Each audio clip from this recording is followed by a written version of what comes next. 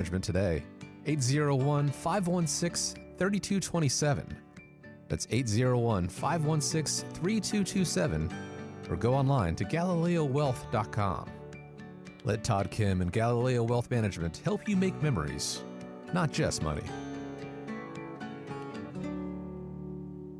I'm still going for it, even with higher stroke risk from atrial fibrillation and a regular heartbeat not caused by a heart valve problem. Over a 3-year study, Eliquis apixaban tablets reduce stroke risk better than warfarin, and over 97% of Eliquis patients did not experience a stroke. A first stroke occurred in 2.9% of warfarin patients versus 2.3% of Eliquis patients. Don't stop prescription Eliquis without asking your doctor. Stroke risk may increase. Eliquis can cause serious and potentially fatal bleeding. Don't take if you have an artificial heart valve, abnormal bleeding, or antiphospholipid syndrome.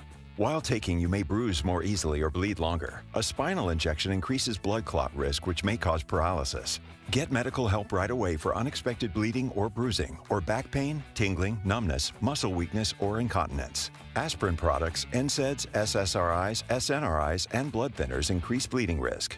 Tell your doctor about planned medical or dental procedures. Learn more at Eliquis.com or call 1-855-ELIQUIS.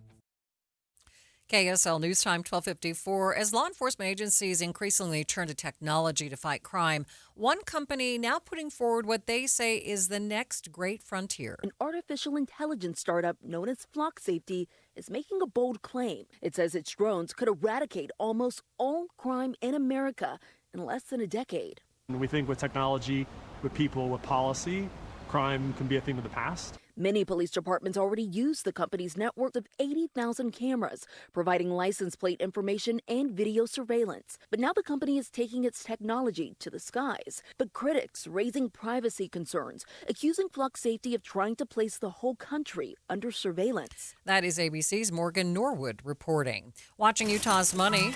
American employers laying off more people last month than the month before by nearly 40%. Challenger Gray Christmas says retail, finance, and pharmaceutical companies were especially hard hit. The August unemployment report will be released tomorrow morning. Paramount is the latest company to require its workers to be in the office every day. The media giant gave employees 2 weeks to decide if they are good with that or if they would prefer to accept a severance package. Samsung is moving on. The company will no longer send out updates to the Galaxy Note lineup. This comes just 5 years after the phones were launched. And taking a look at your money at this moment, the Dow is up by more than 300 points, sitting at 45,574. S&P 500 is up by 39 points. The NASDAQ up 152 points. Ticket packages for the Utah Mammoth 2025-26 season are available now. From full season and half season packages to mini plans and other flexible options, choose the ticket package that fits you best and be part of the action all season long. Call or text 801-325-PUCK to talk with a rep or visit nhl.com/Utah/tickets/season tickets to learn more. You're listening to Leaf Filter Radio, and the guru of gutter protection himself, Chris Coonahan, is here to take your most pressing leaf-related questions. Hey, everybody, Chris here. I understand we have Ron on the line. Ron, where are you calling from? Uh-oh. Ron, are you calling from a ladder? Well, I was. I wanted to ask Chris what I need to do to get my gutters ready to have leaf filter installed. Oh, Ron, you don't have to do anything. A Leaf Filter Trusted Pro will come out and clean out your gutters, realign and seal your gutters, and install Leaf Filter, America's #1 gutter protection system. So I didn't need to get on this ladder? Ron, Leaf Filter Trusted Pros are in your neighborhood and ready to help. Just visit leaffilter.com/deal to schedule your free gutter inspection and get up to 30% off. Thank goodness. What was that site? That's leaffilter.com/deal for your free gutter inspection today. See representative for warranty details. Promotion is 20% off plus a 10% senior or military discount. One discount per household. Respiratory virus season is quickly approaching, meaning we'll see more flu, COVID, and RSV in our community. The good news is vaccines are available that will help prevent these infections and keep people healthy. For flu and COVID, everyone aged 6 months and older are recommended to be vaccinated to help protect ourselves and our families against serious illness. Fall remains the best time to be vaccinated. Respiratory viruses circulate year-round, but peak late fall through winter. Your doctor can recommend which vaccines are best for you and your family. Brought to you by Intermountain Health and KSL News Radio. Traffic and weather together. It's brought to you by Mountain America's My Style checking account. What's happening on the roads, Ricky? The crash we had in Murray, southbound I-15 approaching the I-215 junction. The south interchange pretty much cleared. The officer that's left is getting ready to pull away. Out of traffic on the shoulder. A crash being cleared downtown at 13th East and 5th South. And then in Summit County, we have the accident. This is going to be on the exit ramp from westbound I-80 at Kimball Junction to connect to SR 224. Ricky Meese in the KSL Traffic Center. We are looking for a high today of about 88 degrees, 10% chance of a little thunder shower out there, 87 for the high tomorrow, dropping into the low 80s for the weekend with a 40% chance of showers on Saturday and a 30% chance of showers on Sunday. And it looks like the beginning of next week looks just about the same. Right now in downtown Salt Lake City, mostly cloudy skies and 84 degrees. Looking at some of the other temperatures around the area, Provo's at 82, St. George at this hour not that much warmer, 89 degrees.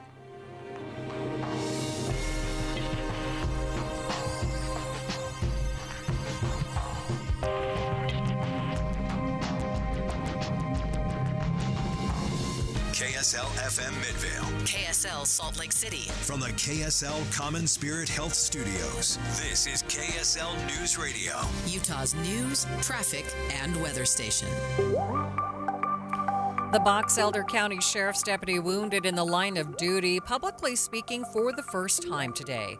Speaking before a crowd of young students, thanking them for their support while also offering little life lessons. Be a good friend.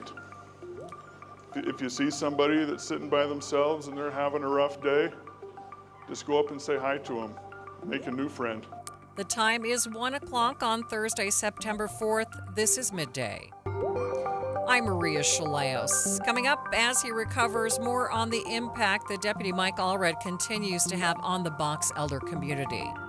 Also this hour, we at HHS are enacting a once-in-a-generation shift from a sick care system to a true healthcare system that tackles the root causes of chronic disease. HHS Secretary Robert F. Kennedy Jr. facing a grilling from Senate Democrats as he defends his actions to remove the head of the CDC and to make changes to vaccine protocols nationwide. But first, our top stories. A second person has been arrested in connection to a shooting early Sunday morning in Weber County where 3 people were shot, including a 5-year-old. Court documents show Michael Gaisbauer told police he was there at a large gathering in a remote area of the county, and he admitted to firing 8 times toward the crowd. A man in his 20s has since died in the hospital after he was hit in the head by a bullet. His 5-year-old daughter was also shot but is expected to recover. A third man was also shot in the shoulder. A woman was also arrested accused of obstruction of justice. Our top national story from ABC News. President Trump is appealing a federal court ruling that said deploying troops to Los Angeles was illegal. After a federal judge ruled President Trump broke the law when he deployed National Guard troops to L.A., violating the Posse Comitatus Act, which prohibits military from being used for domestic law enforcement duties, the administration has now filed a notice to appeal with the Ninth Circuit Court of Appeals. The White House is blaming the ruling on a rogue judge who it says is trying to take power away from the commander-in-chief. Whichever side loses is likely to appeal to the Supreme Court. Alex Stone, ABC News, Los Angeles. Health Secretary Robert F. Kennedy Jr. was questioned by a Senate committee this morning. He disputed a claim by the ousted CDC director that he had ordered her to pre-approve vaccine recommendations. No, I did not say that to her. And I never had a private meeting with her. So there are witnesses to every meeting that we have, and all of those witnesses will say, I never said that. So she's lying today to the American people in the Wall Street Journal? Yes, sir. Kennedy has also claimed that COVID vaccines are less necessary because the virus has mutated. More people are currently looking for work than there are jobs available for them. The monthly update from the government data represents the first time that has been true since 2021. Zions Bank senior economist Robert Spenlove says that is a pretty significant change if you think of workers as sellers and employers as buyers. What this tells us is that the labor market just switched from a seller's market to a buyer's market. So now it kind of shifts the power from the employee to the employer in this balance. Spenlove says when you look at all the data as a whole, it's potentially a sign of a slowing economy. Taking a look at your money at this moment, markets have been in positive territory. The Dow up more than 300 points, sitting at 45,575. S&P up by 39 points, and the NASDAQ up 145. Traffic and weather, it's brought to you by Mountain America's My Style checking accounts, and here's Ricky Meese. Valley Freeway traffic looking good with no problems. Up in Summit County, though, a small accident out of traffic on the shoulder on the off-ramp from westbound I-80 at Kimball Junction. Try UTA and get more done while you ride. Games, work, books, shows. You'll be too busy to notice all the traffic you're missing. Plan your trip at rideuta.com. Ricky Meese in the KSL Traffic Center. May have seen the last of the 90s. Today we're headed for 88 for a high, 87 tomorrow, low 80s for the weekend. Right now, 84 degrees at the KSL Common Spirit Health Studios. Mornings are for recharging. And they're for starting your day right. We volunteer to join you in the car. Get news and weather at 102.7 FM during the most important part of your day. Andy and Amanda, each morning between 5 and 9 on KSL News Radio. Getting help with electrical repairs is easier than you think. All you have to do is call Any Hour Services or schedule an appointment at anyhourservices.com. No one helps more homeowners than Any Hour Services. Andy, my husband and I had Bedrock Quartz redo 3 bathrooms for us, 2 in the old house and 1 in the new house. And I loved working with them for so many reasons. One of which is that they're like a 4-generation family-owned business here in Utah that has been installing countertops and making beautiful kitchens and bathrooms for years and years. Well, at my house, I suffer from what's called paralysis of choice. When you've got something as wide-ranging with the different types of counters that they offer with quartz, quartzite, like I didn't even know what the difference between those things are. I'm going to need that kind of help when I go through the process. Oh, they have wonderful designers. Plus, when you go in their showrooms, it's super easy. At station number 1, you select your color and your material. Then you go to station number 2. And you pick out your backsplash, and then you go to number 3, and you select your faucets. It's so easy to do. They've got what's called employee pricing for everyone. This is the first time they've ever offered this. For the month of July through August, everyone gets the friends and family discount. They've got 9 locations near you from Layton to St. George, including a new one in Salt Lake City. BedrockQuartz.com. That's BedrockQuartz.com. Wesley Financial Group is not a law firm. Hi, I'm Chuck McDowell, the timeshare cancellation guy. In 2011, I founded Wesley Financial Group with one goal in mind: to help honest folks out of their timeshares permanently. Today, I run Wesley with my 2 sons, a real family business, treating every client and every employee like we'd want our own family treated. That philosophy has helped us grow into the largest, most trusted timeshare cancellation company in the United States. Fortune magazine even recognized us as one of the best places to work. Why? Because we genuinely care. In fact, some of our former clients were so moved by their experience working with us, they joined our team so they could help others to timeshare freedom. If you're stuck in a timeshare, give us a call. Let our family help your family. Call Wesley now for your free timeshare exit kit. 800-549-8866. 800-549-8866. 800-549-8866. For the first time, we are hearing from the sheriff's deputy who was wounded in a shooting that claimed the lives of 2 Tremonton police officers. Thanks for tuning into Midday. I'm Maria Shilaos. This morning, that deputy spoke to a crowd of Box Elder County elementary school students, many of whom wanted to show him their appreciation. KSL News Radio's Adam Small was there. Today, Box Elder County Sheriff's Deputy Mike Allred and his canine Azula walked out to cheers for more than 100 kids and spoke publicly for the first time since they were wounded in Tremonton just over 2 weeks ago. Good morning. I want to let you know that I feel the love and I appreciate it. Allred thanked all the kids at Promontory School for Expeditionary Learning in Perry who decided to prepare cards and other gifts for him and Azula as a sign of thanks. I want to take a few moments and thank you for all the cards that I got, your artwork, the treats that Azula got. She enjoys them. It means a lot to me that I get to be here with you kids today. Allred told me before the assembly he and Azula are still on medical leave, but they are expected to start training together again this week. This is Azula. Azula is going to be fine. I'm going to start training with her again this week. And I'll be back I'm going to take a little bit of time, but I'll be back. After thanking the kids, Allred had the kids promise him two things. One, keep being good friends to each other. Be a good friend. If you see somebody that's sitting by themselves and they're having a rough day, just go up and say hi to them. Make a new friend. And the second? You got to promise to eat your vegetables.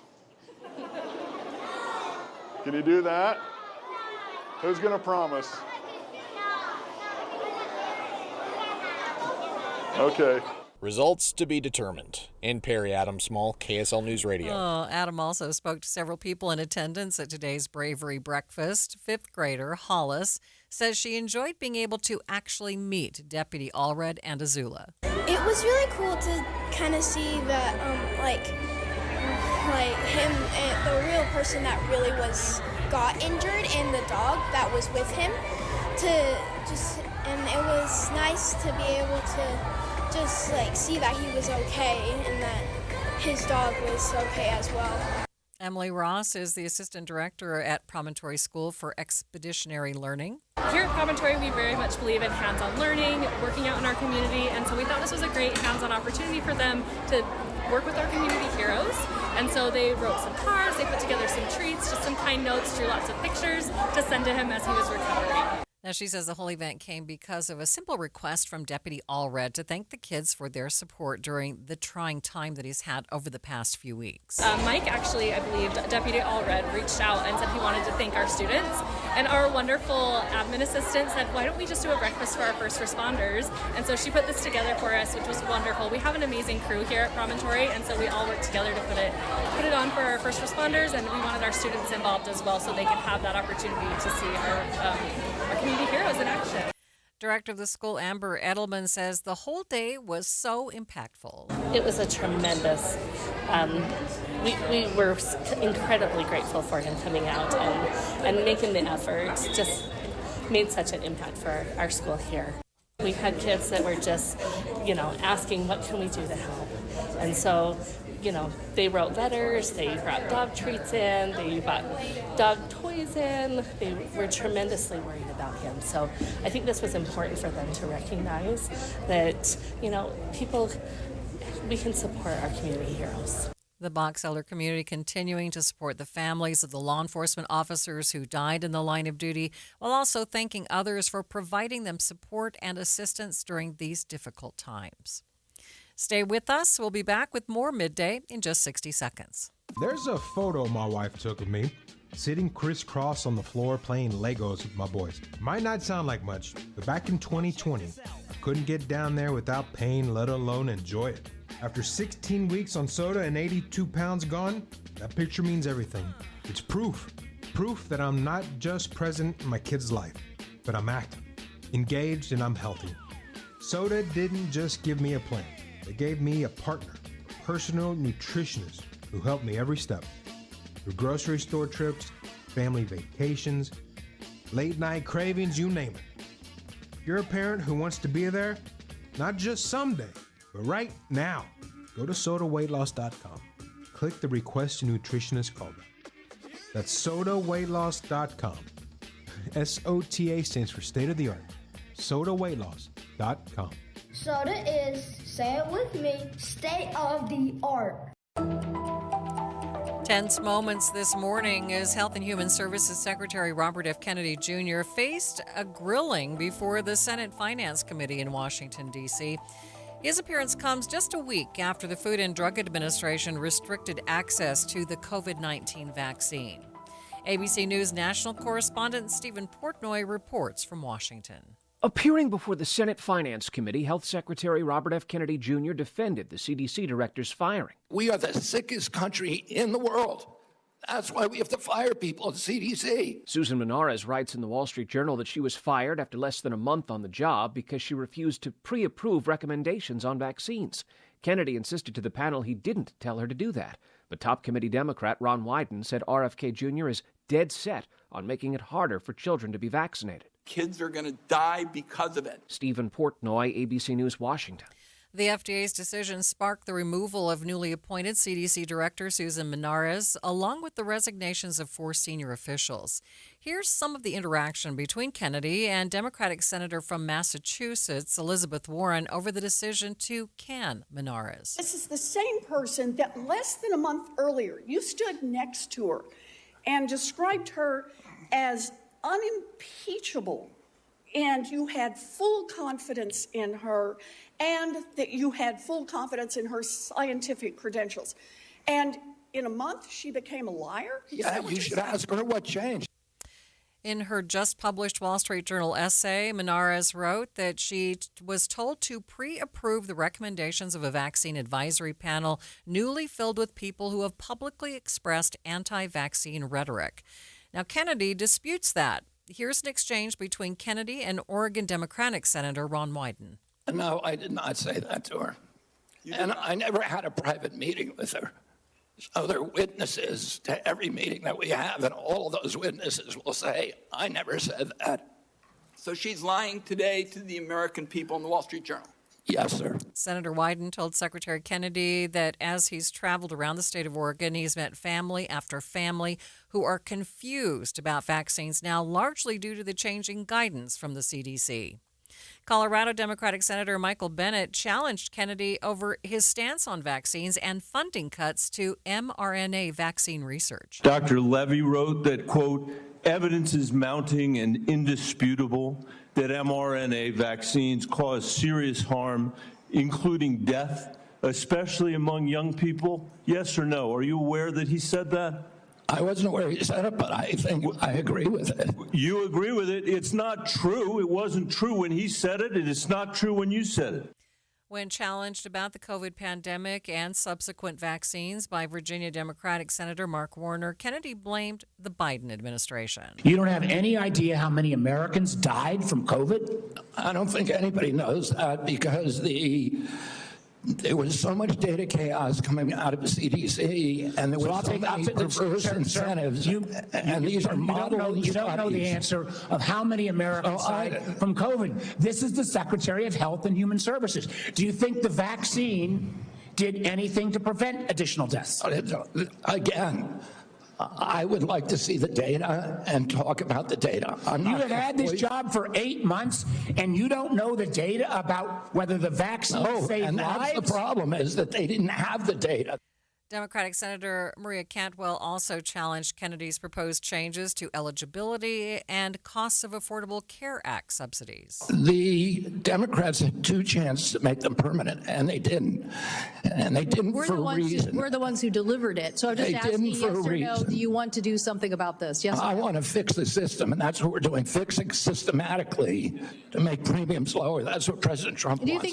While Robert F. Kennedy Jr. faces scrutiny over vaccine changes within the CDC, some states are moving ahead with plans to scrap all vaccine mandates for school children, Florida becoming the first state to do so.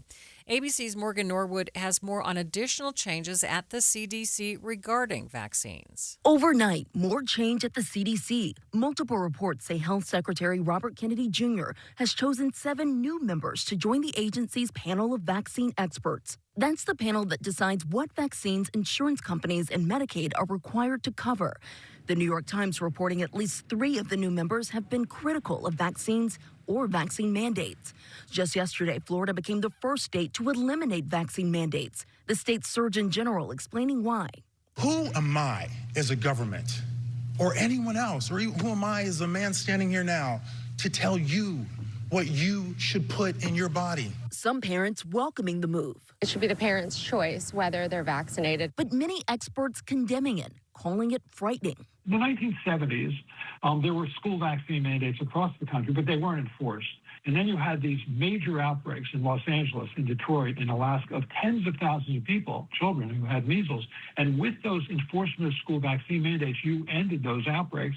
Now, if you're going to take away that tool, you're going to severely limit your capacity to control these outbreaks. The American Medical Association saying this unprecedented rollback would undermine decades of public health progress and place children and communities at increased risk. As RFK Jr.'s vision to make America healthy again begins to materialize across the country, more than 1,000 current and former employees at the Department of Health and Human Services are now calling for him to resign. The group saying our country needs leadership that will promote open, honest dialogue, not disregard decades of life-saving science, spread misinformation, reverse medical progress, and decimate programs that keep us safe. Some states are taking matters into their own hands, opposing new vaccine restrictions. Colorado is the latest to allow pharmacists to provide COVID vaccines without prescriptions. And Massachusetts is making boosters more widely available. The changes to vaccine mandates come after a rise in anti-vaccine attitudes across the country, largely due to the polarizing COVID vaccination. Many conservatives hailed Florida Governor Ron DeSantis during the pandemic as he refused to push vaccine mandates on his state. How do parents in Florida and across the country feel about these mandates? Polling data shows that largely they're in favor of them. An overwhelming number of Florida parents, 82%, told KFF and the Washington Post in a poll this summer they strongly support vaccine mandates for public school students. Only 17% said they supported mandates being dropped, as Florida just did. A recent poll by the T.H. Chan School of Public Health at Harvard showed 79% of Americans overall support school requirements for vaccines against things like polio, measles, and the mumps. That is ABC's Sherry Preston reporting. More U.S. military strikes could be coming to Venezuelan ships in the near future. More on what's being called narco-terrorism coming up next. But first, it's KSL Traffic, brought to you by Mountain America's My Style checking account. Here's Ricky Meese. In Summit County, we have the final cleanup of a small accident. It's on the exit ramp from I-80 at Kimball Junction. It's really not going to cause you any kind of problem if you're trying to get into Park City. Here in the Valley, a new crash northbound I-15 in Salt Lake City near the North Temple area, getting moved over to the shoulder out of traffic. While you're planning your day, plan for comfort too with the Good Feet store. Find the location nearest you at goodfeet.com. Ricky Meese in the KSL Traffic Center. KSL Broadcast Group contests are open to participants 18 years of age and older that are residents of Utah, unless otherwise specified. Employees or agents of the station, Bonneville International Corporation, other area radio stations, or any entity associated with the contest may not enter. Persons who have won in the last 30, 60, or 90 days from a station contest or event may not be eligible. Full general contest rules are available at kslnewsradio.com/contests. Be advised, this is your opportunity to save up to 40 to 80% on a hot tub or swim spa this weekend only, Friday through Sunday, Mountain America Expo Center, Sandy. Be advised, this is your opportunity to save up to 40 to 80% on a hot tub or swim spa this weekend only, Friday through Sunday, Mountain America Expo Center, Sandy. 18-month interest-free financing. Our factories have demanded we sell 1,000 hot tubs and swim spas this weekend. Mountain America Expo Center, Sandy. Huge factory incentives, factory rebates, this weekend only. Mountain America Expo Center, Sandy. We can remove your old hot tub. Free delivery of your new hot tub. Hot tub starting at $2,999. Mountain America Expo Center, Sandy. Free delivery of your new hot tub. Just relax and enjoy. Mountain America Expo Center, Sandy. Friday, 2 p.m. to 8 p.m. Saturday, 10 a.m. to 8 p.m. Sunday, 10 a.m. to 6 p.m. Free admission, free parking, free delivery. Mountain America Expo Center, Sandy. Call 833-SPA-SALE or visit hottubandSwimSpaSale.com. Hi, this is Doug Wright. For years now, I've been telling you about Connecticut soft water systems that use 2/3 less salt than the others. But I've never told you exactly how they do that. Well, there are several ways, so consider this as part one in a series. Most of the softeners out there use a finicky, hard-to-adjust computer to guesstimate when to cycle, and it errs on the side of cycling too often, which means it'll burn through way too much salt way too soon. Connecticut is different. It has an all-mechanical system that measures the water precisely. No computer, no guesstimating, so it cycles only when needed. The result? Connecticut delivers perfectly soft water 24/7 using minimal salt. So why not save your lower back from carrying the 3 bags of salt when all you need is one? Call Northern Utah's authorized Connecticut dealer, Connecticut Quality Water Systems of Salt Lake. Call them now, 801-576-8600, or log on to softwaterutah.com and tell them Doug sent you. Many people worry they're not making the right investment choices inside their 401ks. Did you know that you might have a little-known opportunity to add some additional investment choices to your 401k and get the help and recommendations you've been looking for? This exciting feature is called a self-directed brokerage window. And the best part? The money still stays within your 401k. Learn how the trusted advisors at Capital Wealth may be able to expand your investment portfolio. To learn more, call or text the word VISIT to 801-877-9800 or go to CapitalWealth401k.com. Improving your 401k might mean the difference of retiring a few years earlier. Let's find out. Schedule your no-cost 15-minute consultation with the Capital Wealth team today. Call or text the word VISIT to 801-877-9800 or go to CapitalWealth401k.com. Advisory services offered through Capital Wealth Advisors, LLC, a state of Utah registered investment advisor. So my mother is thinking of switching from Verizon to Pure Talk, but she's worried the deal sounds too good to be true. Michael, she said, how can those Pure Talk people offer me the same basic service as Verizon for so much less money? I said, Mom, go ask Google how much Verizon spends on advertising and promotion. A few seconds later, my mother said, oh my goodness, $12 billion a year? That must be a typo. I'll tell you what I told my mom. It's not a typo. Verizon spends $12 billion a year on advertising and promotion, and their customers are paying for it. Well, Pure Talk doesn't spend that kind of money on commercials. Trust me, I would know. Consequently, they can offer you and my mother unlimited talk, text, and plenty of data on a blazing fast 5G network for just $25 a month. Dial pound 250 and say the words Mike Rowe, and you'll get an additional 50% off your first month. That's pound 250 Mike Rowe. Pure Talk. Everything you need and nothing you don't.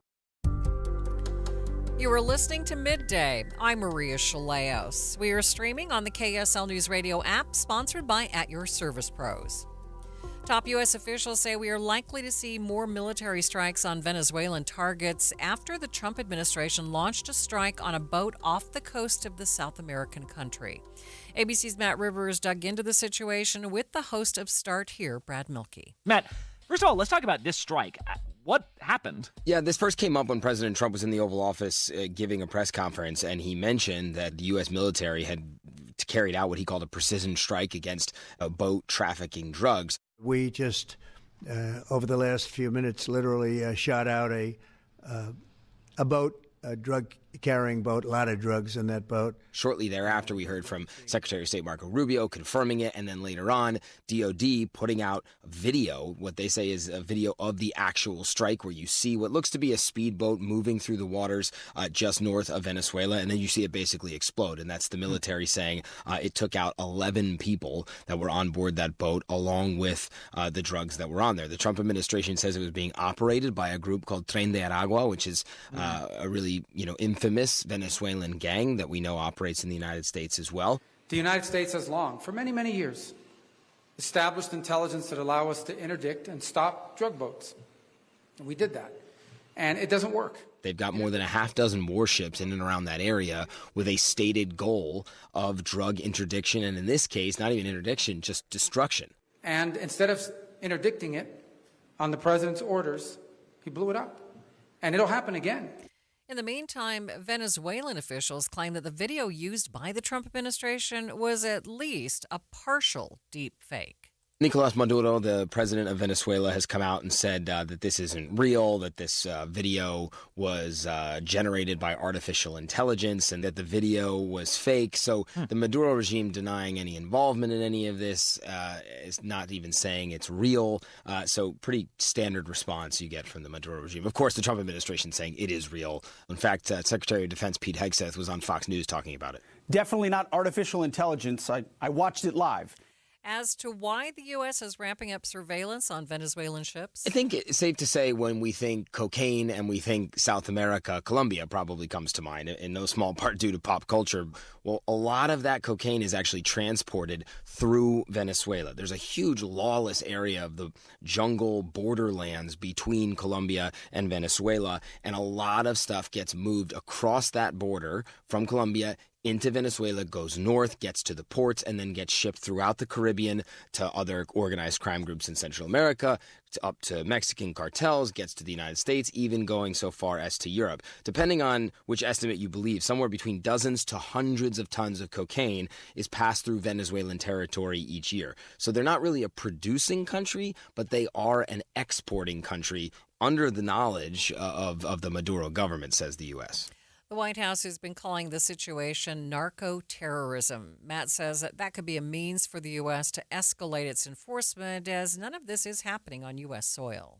When they say narco-terrorism, what they're saying is that the drugs that are coming to the United States are being done with ill intent. It's not just a business transaction. It's to undermine the safety and security of the United States, which is where the terrorist designation comes from. They are traffickers of people. They are traffickers of deadly drugs.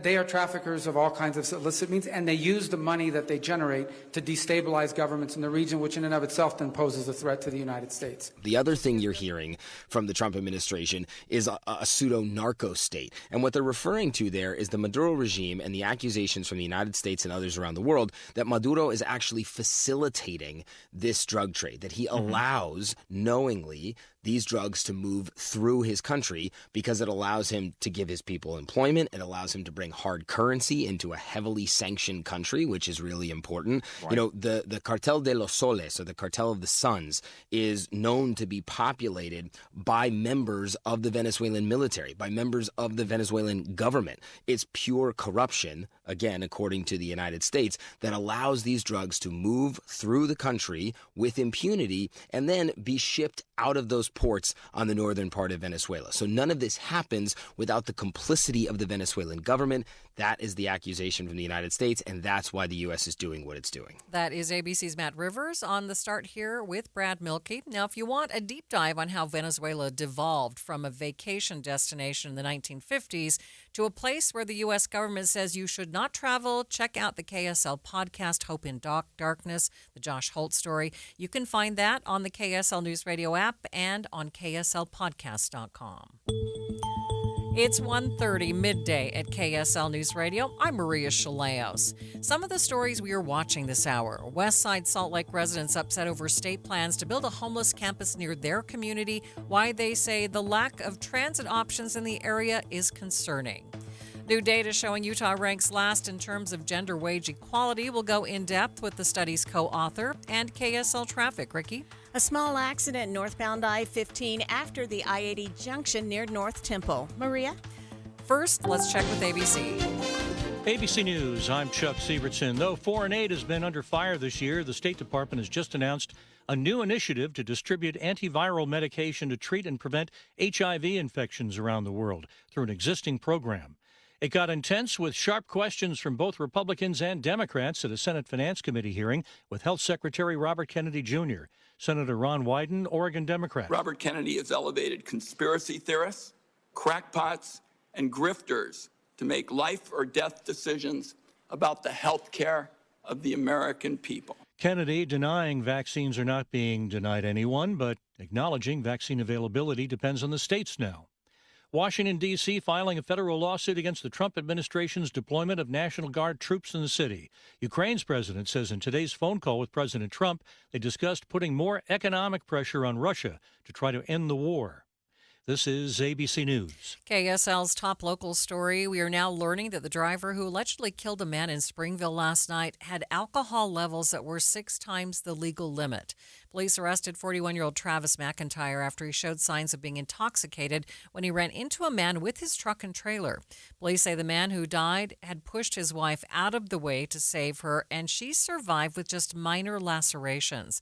McIntyre was arrested on suspicion of nearly a dozen charges. Budget cuts are forcing the Salt Lake Community Writing Center to close next summer. The center is run by the Salt Lake Community College, and recent legislation required all schools to propose a reinvestment plan to put money towards high-performing programs in order to qualify for state grants. The center provides writing resources and coaching for the community. They also have specific programs for young people, senior centers, and the Salt Lake County Jail. The school's assistant public relations director told Utah radio station KUER they had to look at expenses that were not directly related to student services, and that's what led to closing the Writing Center.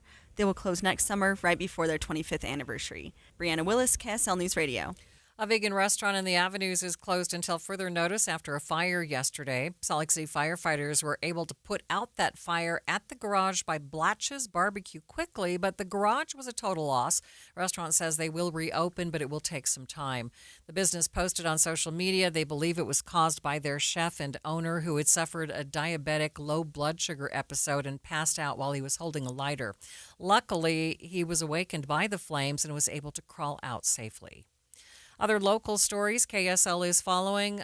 After multiple complaints from both event goers and businesses, people who park in downtown Salt Lake City can now pay for 4 hours of parking instead of 2, but only during certain times. KSL News Radio's Heather Kelly has details. The 2-hour parking rule remains in effect between 8 a.m. and 6 p.m. on weekdays. However, KSL.com reports the Salt Lake City Council approved bumping up the maximum park time to 4 hours after 6 p.m. and all day on Saturdays. This comes shortly after they also increased the parking price to $3.50 an hour. Parking is still free on Sundays and all holidays. Salt Lake City is about to lose one of its discount airline options. Spirit Airlines' recent bankruptcy filing means that they are pulling out of several airports nationwide, including Salt Lake and Boise. In a statement, the airline says that they're reaching out to any guests who have already have reservations to talk about their options. Spirit will stop operating in Salt Lake starting the week of October 2nd. Taking a look at your money at this moment, markets have been in positive territory today. The Dow is up by 330 points, sitting at 45,601. S&P 500 up by 41, and the NASDAQ, it's up 149 points. Traffic and weather is brought to you by Mountain America's MyStyle checking account, and here's Ricky Meese. An accident on I-15. This is in the downtown area, northbound I-15 near North Temple. So it's going to be after the I-80 junction, but before 6 North. Looks like everybody is out of traffic on the right shoulder. We're still seeing emergency crews pulling up to the scene, but no delay. Traffic's rough, but your parking lot doesn't have to be. GoPave Utah keeps things smooth with expert asphalt maintenance at GoPaveUtah.com. That's GoPaveUtah.com. Ricky Meese in the KSL Traffic Center. High today of 88 degrees, 87 tomorrow, down to 84 by the weekend. It looks like just nice cooler temperatures in the low 80s in the next 7 days, and a slight chance of showers over the weekend. 84 degrees at the KSL Common Spirit Health Studios. A reminder about the simplest way to get updated for your day. Hit your KSL preset when you jump in the car, and we'll take care of the rest. Hear key news updates and traffic reports. Andy and Amanda from 5 to 9 in your car. KSL News Radio at 102.7 FM. Keeping your engines healthy means protecting them in season and out. Experts trust Stable to do that, and third-party testing confirms it. Stable is the industry leader in preventing fuel-related issues, no matter if you use it in your car, boat, or outdoor power equipment. In season or out, at every fill-up or when you store, start with Stable. I'm Ed Evans, CEO of Consumer Cellular. We're dedicated to serving people 50 and up, like me. Our needs are different. Big Wireless wants us in an unlimited plan, but if you're not using all that data, you're probably getting used. At Consumer Cellular, we're focused on affordable, reliable plans, including data that suits your needs, not ours. Our plans start at just $20, and you'll get the best customer service in the business. Call 1-888-FREEDOM or visit consumercellular.com/facts. Plans include $5 credit for auto pay and e-billing. See site for additional facts. Thinking about retirement? Make sure a My Social Security account is a part of your plan. A My Social Security account gives you secure access to your personal earnings history and benefit status. You can find out if you're eligible to receive benefits, compare retirement benefit estimates at different ages or dates, view spousal benefit estimates, and more. Plan for your future. Open a My Social Security account at ssa.gov/myaccount. Social Security, securing today and tomorrow. Produced at U.S. taxpayer expense. You are listening to Midday. I'm Maria Shilaos. A new state homeless campus could be coming to the far northwest side of Salt Lake City. We reported on the development yesterday and spoke with the state homeless coordinator Wayne Niederhauser, who said the facility would be on roughly 16 acres and would house about 1,300 beds. Last night, Westside residents gathered at the Day Riverside Library in Rose Park to voice their concerns. Many were concerned about transportation to the campus. Niederhauser told Midday that there would be shuttles to that site, but local residents worry that that won't be enough to help the number of people who would be going there. Many also voiced concerns that their neighborhoods, like the areas of Rose Park, Fair Park, West Point, and North Point, would turn into thoroughfares for the homeless community to get between downtown and the campus. Several residents said they felt blindsided by the decision, saying there was no community involvement. State Senate Minority Leader Luz Escamilla echoed many of the concerns about services and transportation for an area so far away from the city center. We're not afraid of being part of the solution. We want unsheltered individuals to have a place to recover and get, better so they can be productive members of our community. But we also have to be heard, and protections need to be in place specifically to public safety to these communities. Do you feel like this is the right location for this? No, I don't think this is the right location for multiple reasons. I don't believe there's enough access to begin with. There's nothing that surrounds that place with services and programs. So unless they're going to bring those services and programs, which is another couple of $100 million of wraparound services that are not there, just getting to a medical facility, it's miles away and it takes more than 40 minutes to get there. Hours if you're trying to get public transportation. So I don't believe that's the right. This is the right place. You're also in wetlands. So I believe the mosquito abatement issue alone is going to cost millions of dollars to address that. So what we've been told, and again, Wayne Niederhauser was here as the director of those programs and services for homelessness at the state. We will have those open meetings to hear more about what those needs are for that community and what they need to feel like they're going to have a safe place. I mean, people are concerned in that street. There's not even a walk side. I mean, there's so many lacking in terms of infrastructure, and that's going to cost money. So as long as there is a way that we can make sure that the funding is available, I think right now this is still, a thought and an idea, but we want to make sure the public is aware and they can participate in that process. Today, State Homeless Coordinator Wayne Niederhauser spoke to Inside Sources, responding to some of the pushback from locals and the senator. We realize that there are some things that will need to be addressed, and we already have done a lot of work on this. Let's take transportation, for example. It is a little bit remote. We talked last night in the meeting that we have the Men's Resource Center that's in South Salt Lake. That's quite a ways away from Salt Lake City. This is a spot that's a few miles further away. But we have a shuttle system today that works between the resource centers, and that ramps up in the winter when we have the additional beds. And so we see that with additional resources to our shuttle system, that we could effectively actually provide the transportation for this area. Having control over that in a shuttle way helps us manage the campus better and manage the way people get in and out of the system there. So there's still a little bit of detail to be put on that, but we think that that's a viable solution. We already have a system that works with that, and it would just need to be expanded. House Speaker Mike Schultz also issued a statement on the proposals, saying that in order to succeed, the campus must offer more than just shelter. He says it needs to deliver real accountability through treatment, recovery, and long-term stability. He says that if the campus is built and designed correctly, it has a real potential to improve public safety, clean up cities, and change lives. We'll continue to follow this story as it works through its processes and receives more feedback. More Midday in just 60 seconds. Keeping your engines healthy means protecting them in season and out. Experts trust Stable to do that, and third-party testing confirms it. Stable is the industry leader in preventing fuel-related issues, no matter if you use it in your car, boat, or outdoor power equipment. In season or out, at every fill-up, or when you store. Start with Stable. If you love to travel, Capital One has a rewards credit card that's perfect for you. With the Capital One Venture X card, you earn unlimited double miles on everything you buy. Plus, you get premium benefits at a collection of luxury hotels when you book on Capital One Travel. And with Venture X, you get access to over 1,000 airport lounges worldwide.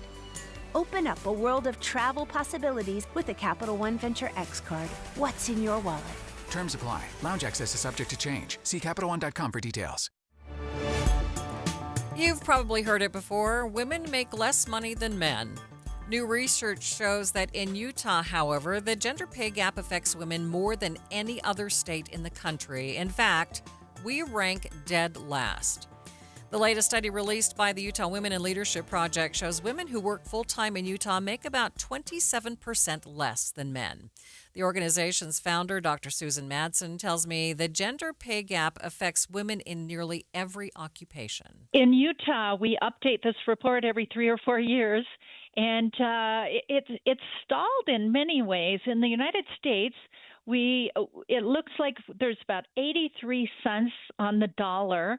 And in Utah, it's about 73 cents on the dollar. And when I say that, I actually, what the studies do and the census data analysis, it's the difference between what women and men earn for performing full-time, year-round work, paid work. That's what it is. And so we have looked at that. As you know, we are either the worst or next to the worst in terms of the biggest gender pay gap in the nation, and that continues. Is there any way to tell why that is?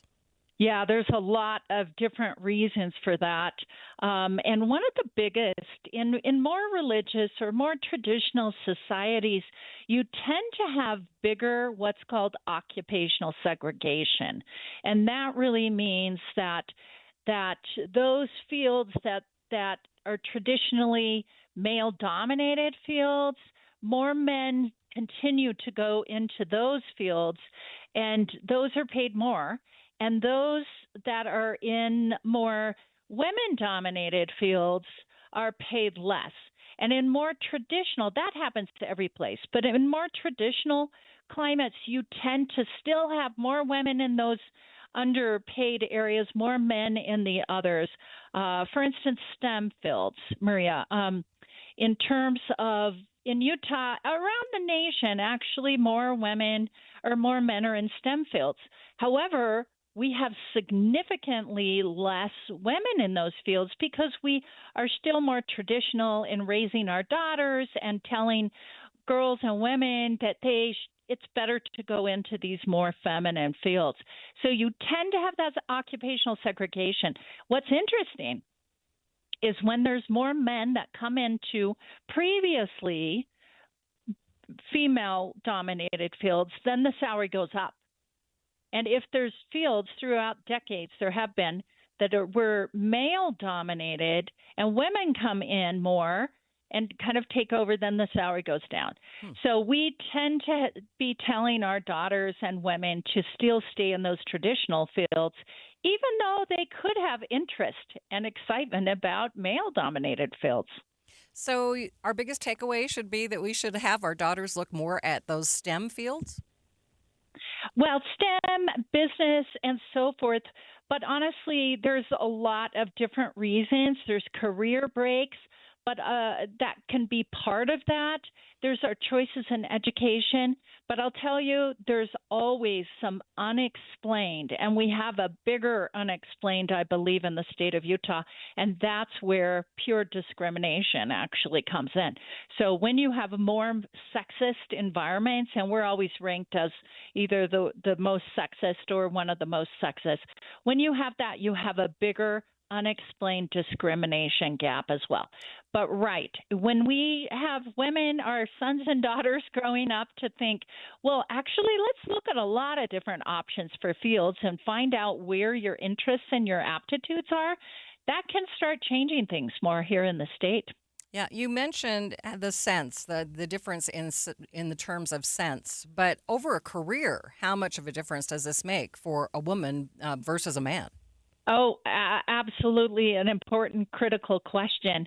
And so the national data tell us that it's about $462,000 difference with a 40-year career. In Utah, so 462. In Utah, 755,000. So, that's a lot. And what we're seeing when we look at poverty, even though we're pretty good in Utah, we rank pretty well in terms of poverty.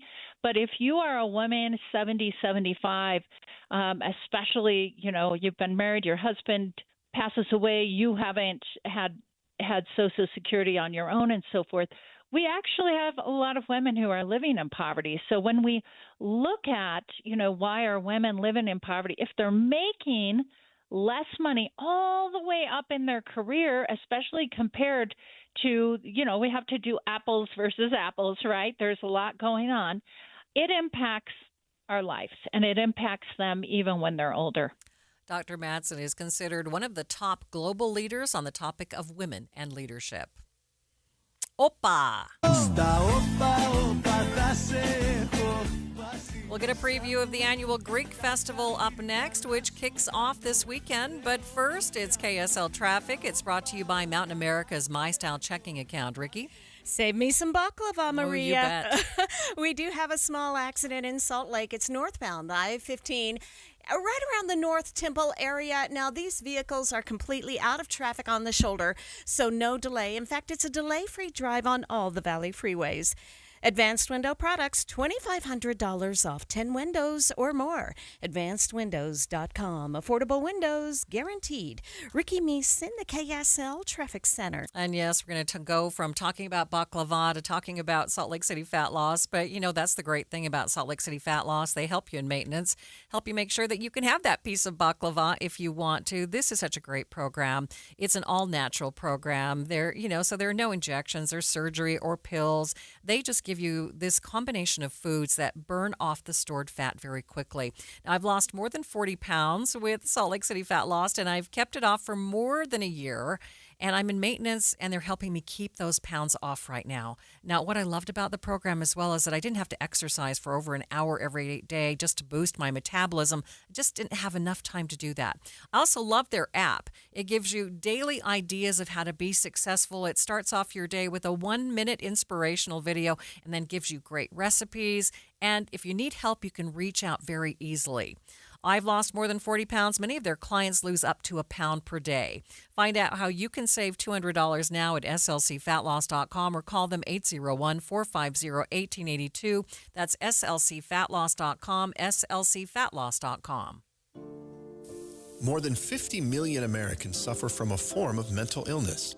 And Utah isn't immune, with nearly 1 in 3 people dealing with anxiety, depression, or another form of mental illness. But there's hope. We can all take action to keep ourselves and our loved ones safe. That's why KSL has teamed with the Huntsman Mental Health Foundation to bring you hope and help you thrive. It's Healthy Mind Matters. Find out more at healthymindmatters.com. Join KSL in the movie show this Friday, 10 to 1 at the Salt Lake NPS store, 1600 Empire Road in Salt Lake City, npsstore.com. September means it's time for Any Hour Services free furnace sale. What's up, everybody? I'm Mike Wilson with Any Hour Services, and as summer comes to a close and falls right around the corner, the weather gets, perfect. And when the weather's perfect, people need a little extra incentive to replace their heating and cooling system. That's where Any Hour Services free furnace sale comes in.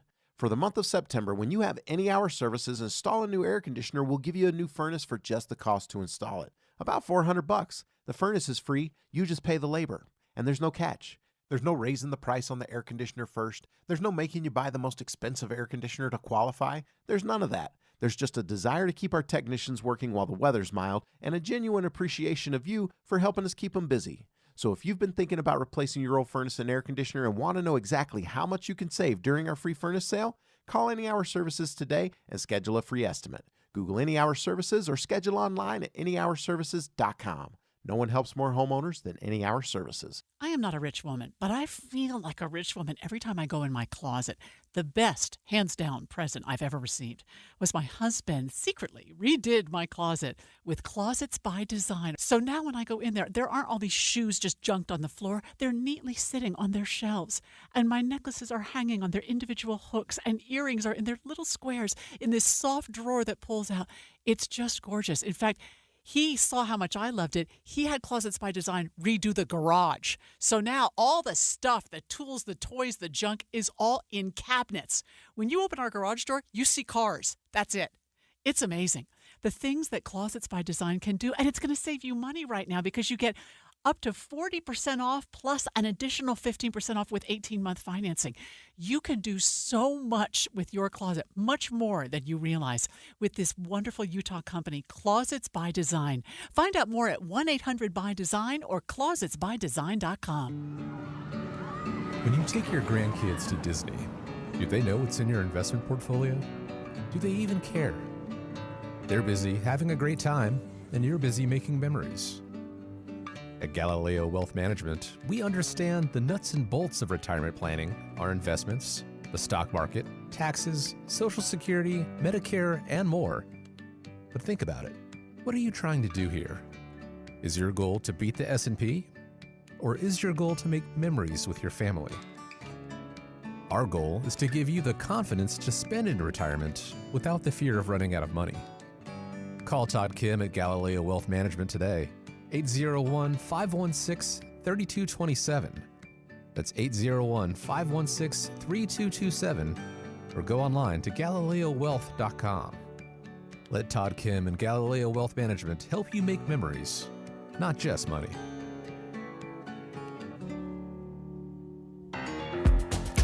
This is Midday. I'm Maria Shilaos. The 49th Annual Greek Festival kicks off in Salt Lake City this weekend. The Greek community has been working for months to prepare all the delicious delicacies and to train the young dancers.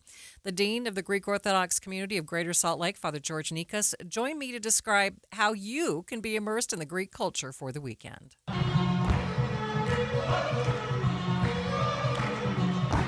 It's a weekend that we're able to showcase our authentic and classic Greek hospitality. Everyone knows Greeks to be hospitable. That's what they're known for. And we definitely, I believe, demonstrate that. But it is also an opportunity for us to welcome, again, the Greater Salt Lake and even all of Utah to our community. As you know, the Greek community has been here for many years and has been a vibrant part of the state of Utah. And so this is one more way that we are able to reconnect again with the greater community and to welcome them and to share with them our love of life as only a Greek can. Describe for those folks who maybe have not been to the festival what they will see there. You will have, of course, an array of various foods from the classic gyro and pork and chicken souvlaki to more traditional dishes such as pasticcio, stefado. Pasticcio, for example, is kind of what I would term as a Greek lasagna, if you will, with a bechamel sauce. It's better than lasagna, even though I love lasagna too. But nevertheless, stefado is a beautiful meat and onion mixture. We have tiropites, the cheese pie, spanakopita, the spinach pie. Father George doesn't like spinach, but that's okay. Those who like spinach will just adore the spanakoppitas. Naturally, we have an array of Greek pastries, from baklava to the kourambiades, the snowball cookies as we call them, the koulourakia. We have church tours, so certainly people who perhaps have never been in an Orthodox church, and certainly a majestic church such as our historic Holy Trinity Cathedral.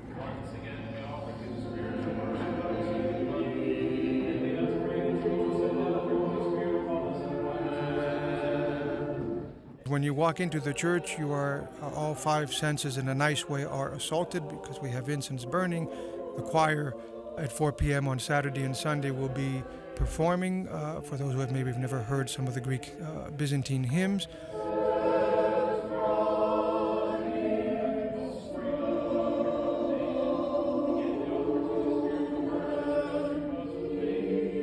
but it is also an opportunity for us to demonstrate our faith, which in today's world, unfortunately, every time we turn on the radio or the TV, we hear of something devastating that is taking place. And so, we need faith more than ever in this world. Underneath the church, we have our Hellenic Cultural Museum. So there's an opportunity to delve back into the past and see photos from the 1950s, 40s, even the early 1900s of when the early Greek immigrants came in here to Carbon County and Salt Lake County and greater Utah, which was, of course, kind of the passageway into the gold rush and California. One of the premier attractions of our festival is our youth and the Greek dancing that they will be entertaining our people with on the stage. From our teenagers to the very young kids to our college age group, the Dionysios, which of course is the best dance group simply because of their experience. But it is an opportunity for people to have delicious food, a refreshing drink, at the same time be able to be entertained by our Greek dancing, as we say here, to become Greek for a weekend. The festival's been going on for decades. This is the 49th annual Greek festival, so next year we're really going to probably be doing something very special. So it'll be the 50th year next year.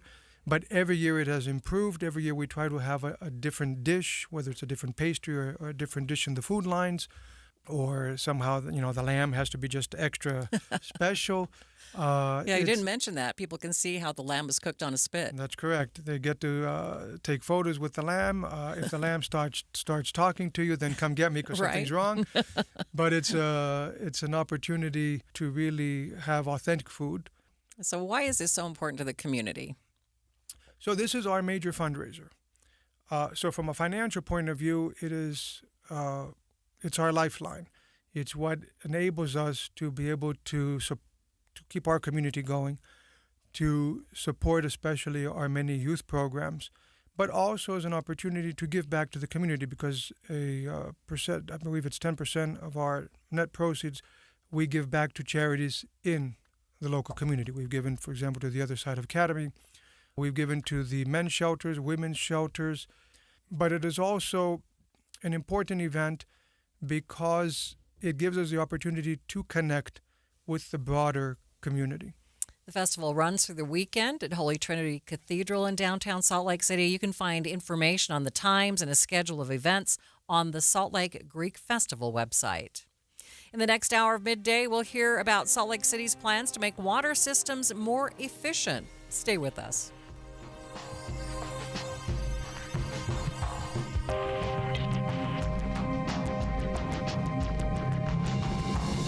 KSL FM Midvale. KSL Salt Lake City. From the KSL Common Spirit Health Studios, this is KSL News Radio. Utah's news, traffic, and weather station. Nearly $500,000 raised, all to support employees put out of work by a severe fire on Salt Lake City's Main Street last month. Very generous contribution from more than 1,600 people, and who donated online and at concerts downtown and the downtown farmers market. The time is 2 o'clock on Thursday, September 4th. It's Midday. I'm Maria Shilaos. Coming up, a timeline on when those affected by the fires could be receiving checks in the mail. Also this hour. So now it kind of shifts the power from the employee to the employer in this balance. The job market appearing to shift today. We'll get some analysis on who might come out on top in just a few minutes. But first, our top stories. A second person is now in custody after a shooting early Sunday morning in Weber County where 3 people were shot, including a 5-year-old. Court documents show Michael Gaisbauer told police that he was there at a large gathering in a remote area of the county, and he admitted to firing 8 times toward the crowd. A man in his 20s has since died in the hospital after he was hit in the head by a bullet. His 5-year-old daughter was shot but is expected to recover. A third man was shot in the shoulder. A woman was also arrested, accused of obstruction of justice. For the first time, we are hearing from the Box Elder County Sheriff's deputy who was wounded in the shooting that claimed the lives of 2 Tremonton police officers. Deputy Mike Allred spoke to kids at a charter elementary school in Perry this morning to thank them for the cards and gifts that they made him and his canine, Azula. Thank you for all the cards that I got, your artwork, the treats that Azula got. She enjoys them. It means a lot to me. Allred says he and Azula are still on medical leave, but he says they're going to start training again this week. Our top national story from ABC News.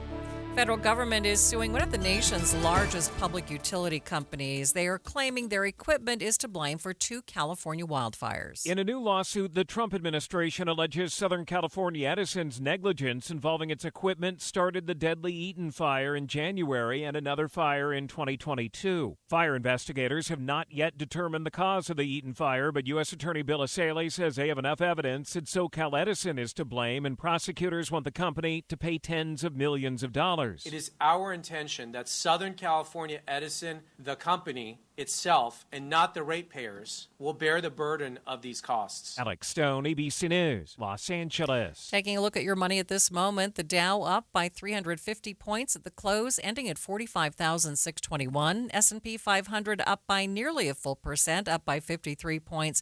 That the same for the NASDAQ, up by 209 points. Traffic and weather, it's brought to you by Mountain America's My Style checking account. Here's Ricky Meese. We do have this accident still being cleared northbound I-15. It's after the I-80 junction, but before 6 North. So about the North Temple area, everybody is out of traffic on the shoulder, so you're not going to see any delay. The rest of your freeways and main secondaries are pretty quiet at this time. Get a free ticket to Sharing Aloha this week with every Cinemark purchase of 2+ tickets. Use code ALOHA, all capital letters, at checkout.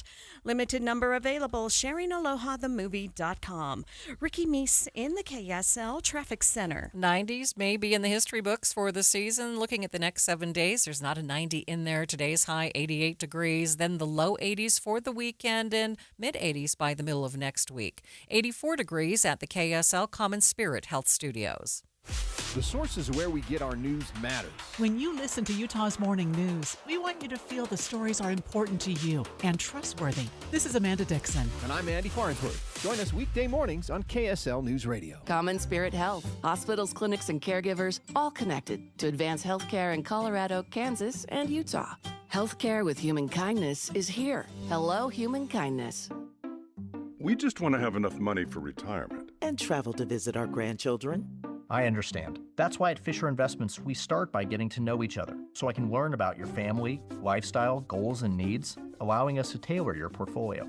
What about commission-based products? We don't sell those. We're a fiduciary, obligated to act in your best interest. So how do your management fees work? We have a simple management fee based on the value of your portfolio, so we do better when you do better. We appreciate that kind of transparency. We also check in with you regularly to keep you up to date on the markets and your portfolio. What other services do you offer? As a client, you have access to resources on investing, financial planning, estate planning, Social Security, Medicare, and more. Wow, it sounds like Fisher Investments has everything we need. At Fisher Investments, we're clearly different. Learn more at FisherInvestments.com. Investing in securities involves the risk of loss. You're listening to Leaf Filter Radio, and the guru of gutter protection himself, Chris Coonahan, is here to take your most pressing leaf-related questions. Hey, everybody, Chris here. I understand we have Ron on the line. Ron, where are you calling from? Uh-oh. Ron, are you calling from a ladder? Well, I was. I wanted to ask Chris what I need to do to get my gutters ready to have leaf filter installed. Oh, Ron, you don't have to do anything. A Leaf Filter Trusted Pro will come out and clean out your gutters, realign and seal your gutters, and install Leaf Filter, America's #1 gutter protection system. So I didn't need to get on this ladder? Ron, Leaf Filter Trusted Pros are in your neighborhood and ready to help. Just visit leaffilter.com/deal to schedule your free gutter inspection and get up to 30% off. Thank goodness. What was that site? That's leaffilter.com/deal for your free gutter inspection today. See representative for warranty details. Promotion is 20% off plus a 10% senior or military discount. One discount per household. Thanks for tuning into Midday. I'm Maria Shilaos. Community of Salt Lake City continuing to rally around the businesses and employees who were impacted by a massive fire on Main Street last month. 4 businesses destroyed, others damaged. A few hundred employees out of work. A private fundraiser was set up to support those employees, and we are being told that those checks will be mailed this week. I spoke with Dee Brewer, Executive Director of the Downtown Alliance, to get the latest status on those checks. Our update today is that we're actually closing the fund because we have raised, or I should say the community has contributed $494,000 to the Main Street Fire Employee Assistance Fund. A very generous contribution from more than 1,600 people and who donated online and at concerts downtown and the downtown farmers market, and some big donors as well, including the Matthew and Tatiana Prince family, the Larry H. Miller Company, the George S. and Dolores Dory Echo Foundation, and the Salt Lake Chambers. So what can you tell us about the recovery and the rebuilding efforts from the businesses that were impacted? So those businesses are still in the process of cleaning up, assessing those damages, and making the insurance claims that they need to make there.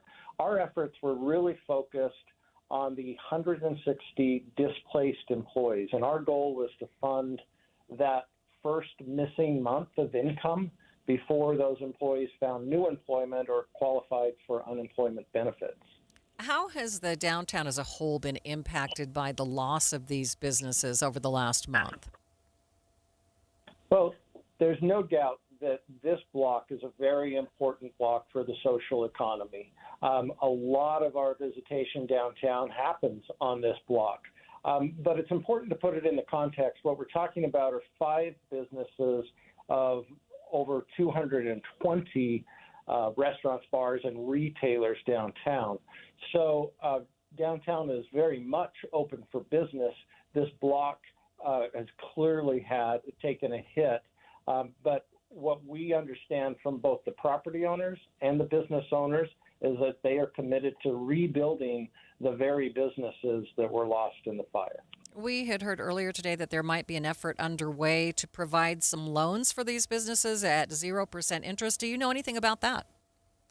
What I know is that the city, Salt Lake City, is having those discussions with the administration and with council, and are hoping to make funds available to those businesses to bridge that gap to reopening those businesses.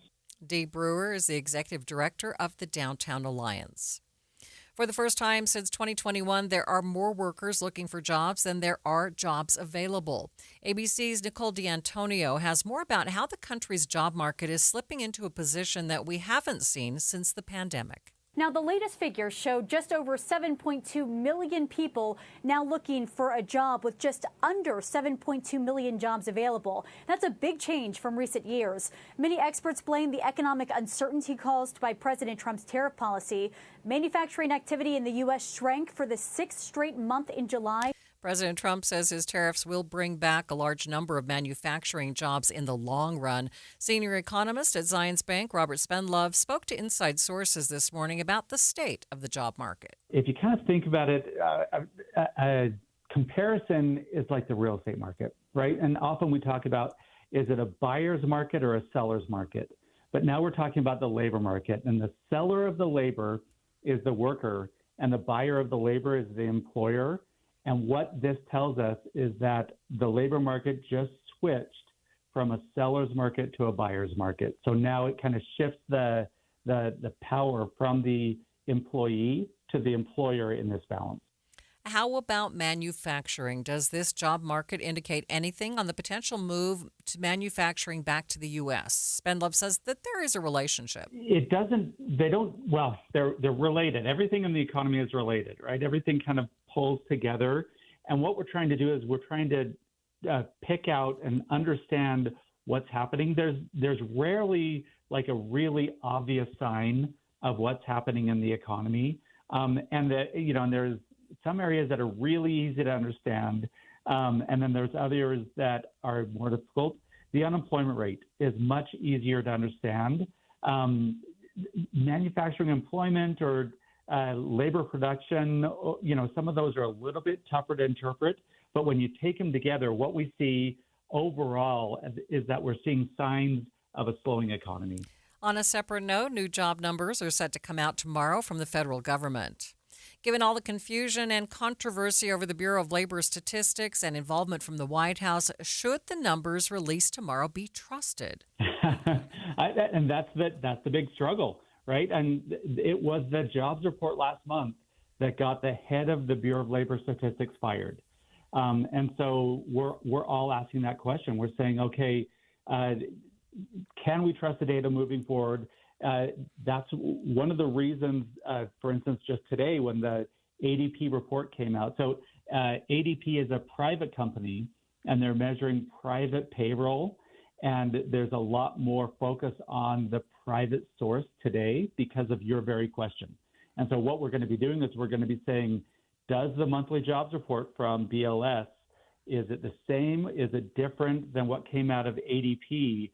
And if we start to see big variations, then what you're going to see is the market starting to discount and ignore the BLS data and moving towards other sources. Robert Spendlove is a senior economist for Zions Bank. Midday continues in just 60 seconds. Be advised, this is your opportunity to save up to 40 to 80% on a hot tub or swim spa. This weekend only, Friday through Sunday, Mountain America Expo Center, Sandy. Be advised, this is your opportunity to save up to 40 to 80% on a hot tub or swim spa. This weekend only, Friday through Sunday, Mountain America Expo Center, Sandy. 18-month interest-free financing. Our factories have demanded we sell 1,000 hot tubs and swim spas this weekend. Mountain America Expo Center, Sandy. Huge factory incentives, factory rebates, this weekend only. Mountain America Expo Center, Sandy. We can remove your old hot tub. Free delivery of your new hot tub. Hot tub starting at $2,999. Mountain America Expo Center, Sandy. Free delivery of your new hot tub. Just relax and enjoy. Mountain America Expo Center, Sandy. Friday, 2 p.m. to 8 p.m. Saturday, 10 a.m. to 8 p.m. Sunday, 10 a.m. to 6 p.m. Free admission, free parking, free delivery. Mountain America Expo Center, Sandy. Call 833-SPA-SALE or visit hottubandSwimSpaSale.com. A U.S. district judge is now considering whether or not to approve a proposal from the federal government to dismiss its criminal case against Boeing. It comes following hours of emotional hearings featuring family members of those killed in Boeing 737 MAX crashes. Those same family members urging the judge to keep the case alive and move it to a public trial. Family members are frustrated in a couple of different ways. Number one, that this has just dragged on for several years. And number two, that they feel like it's not leading to a resolution that feels just. Aviation attorney Mark Lindquist spoke to our partners in Seattle at Cairo News Radio. The judge listened to the attorneys, the judge listened to the victim families, but that's all. That's not unusual, by the way. Judges often take these things under advisement. That's especially true in a major case like this. If the judge decides to dismiss the case, the company has agreed to pay or invest another $1.1 billion in fines, give compensation to crash victims' families, and implement new internal safety and quality measures. DOJ is requiring some accountability. Boeing is going to pay some very large fines. Boeing is going to have some oversight, but Boeing is eventually going to have the case dismissed if they comply with all the conditions. And he says if the judge dismisses the case and Boeing holds up their end of the agreement, the company ends up in a fairly strong position. As it currently stands, if Boeing complies with all the conditions of the plea agreement, Boeing walks away without the felony conviction. This is a sweet deal for Boeing. Boeing has been charged with conspiracy to defraud U.S. government after prosecutors say the company misled FAA investigators or regulators about faulty software tied to that crash. No word on when the judge will make their ruling.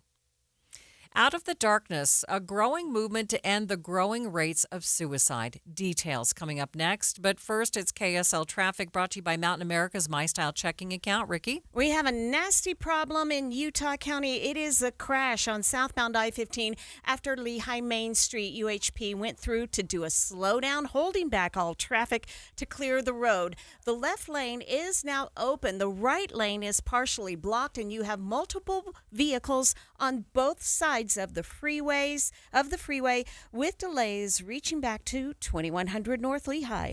Attention Wasatch Front businesses and property managers. Don't wait for bad weather to schedule professional snow service with GoPave Utah. Your complete parking lot safety starts with GoPaveUtah.com. Ricky Meese in the KSL Traffic Center.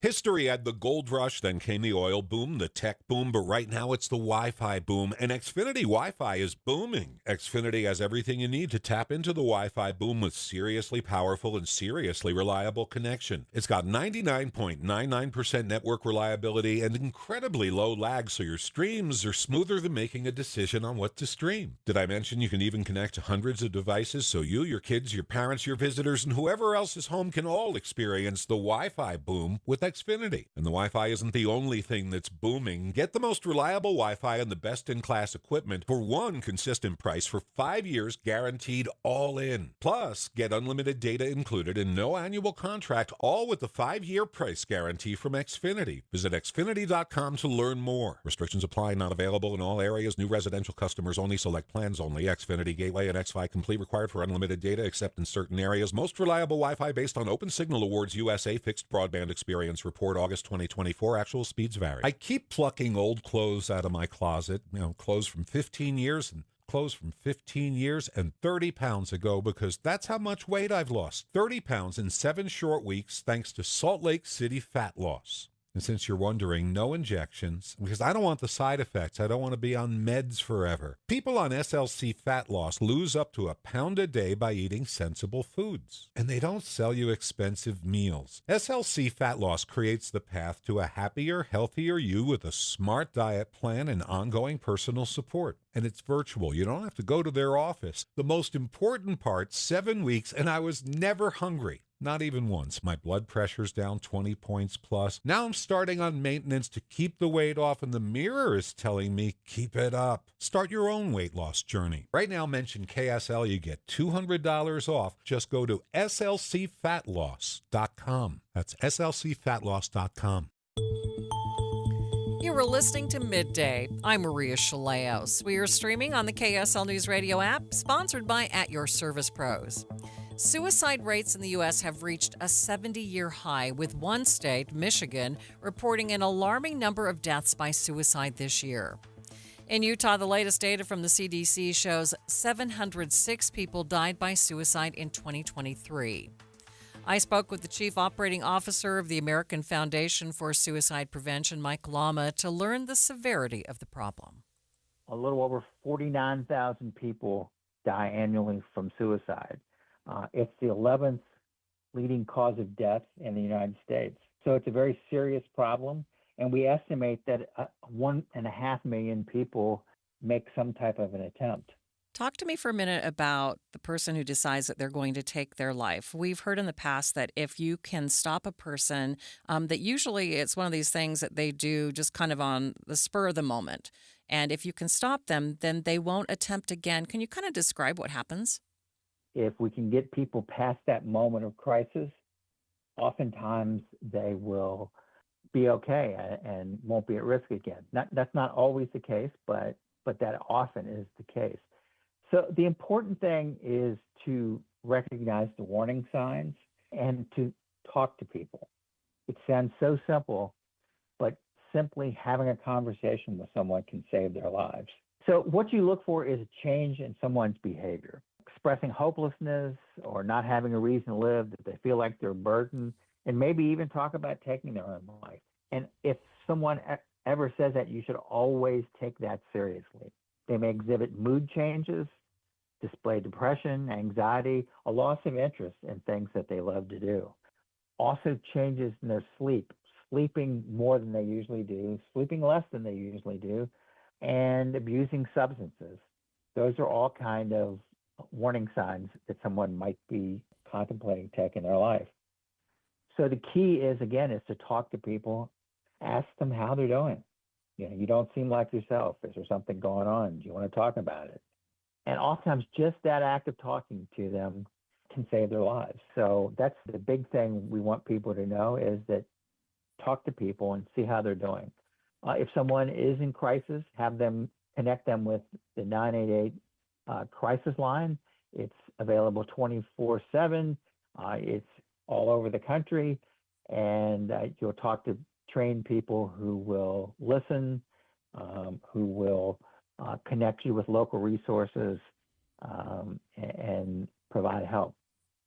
Are young people more apt to try to take their own lives than someone who is older? And are the warning signs different, say, in teenagers or young adults? Actually, the group with the highest rate of suicide are white middle-aged men, especially in rural areas, and then Native Americans, and then senior citizens. But with youth, the rates are going up. One of the things I would say for young people, if you're a parent, is, monitor what they're doing on social media, because there's a lot of wonderful resources and information and oftentimes support on social media, but there's also, misinformation and bad characters operating out there. So that would be the one thing I would say would be a little different about young adults or adolescents, is monitoring what's going on with their social media activity.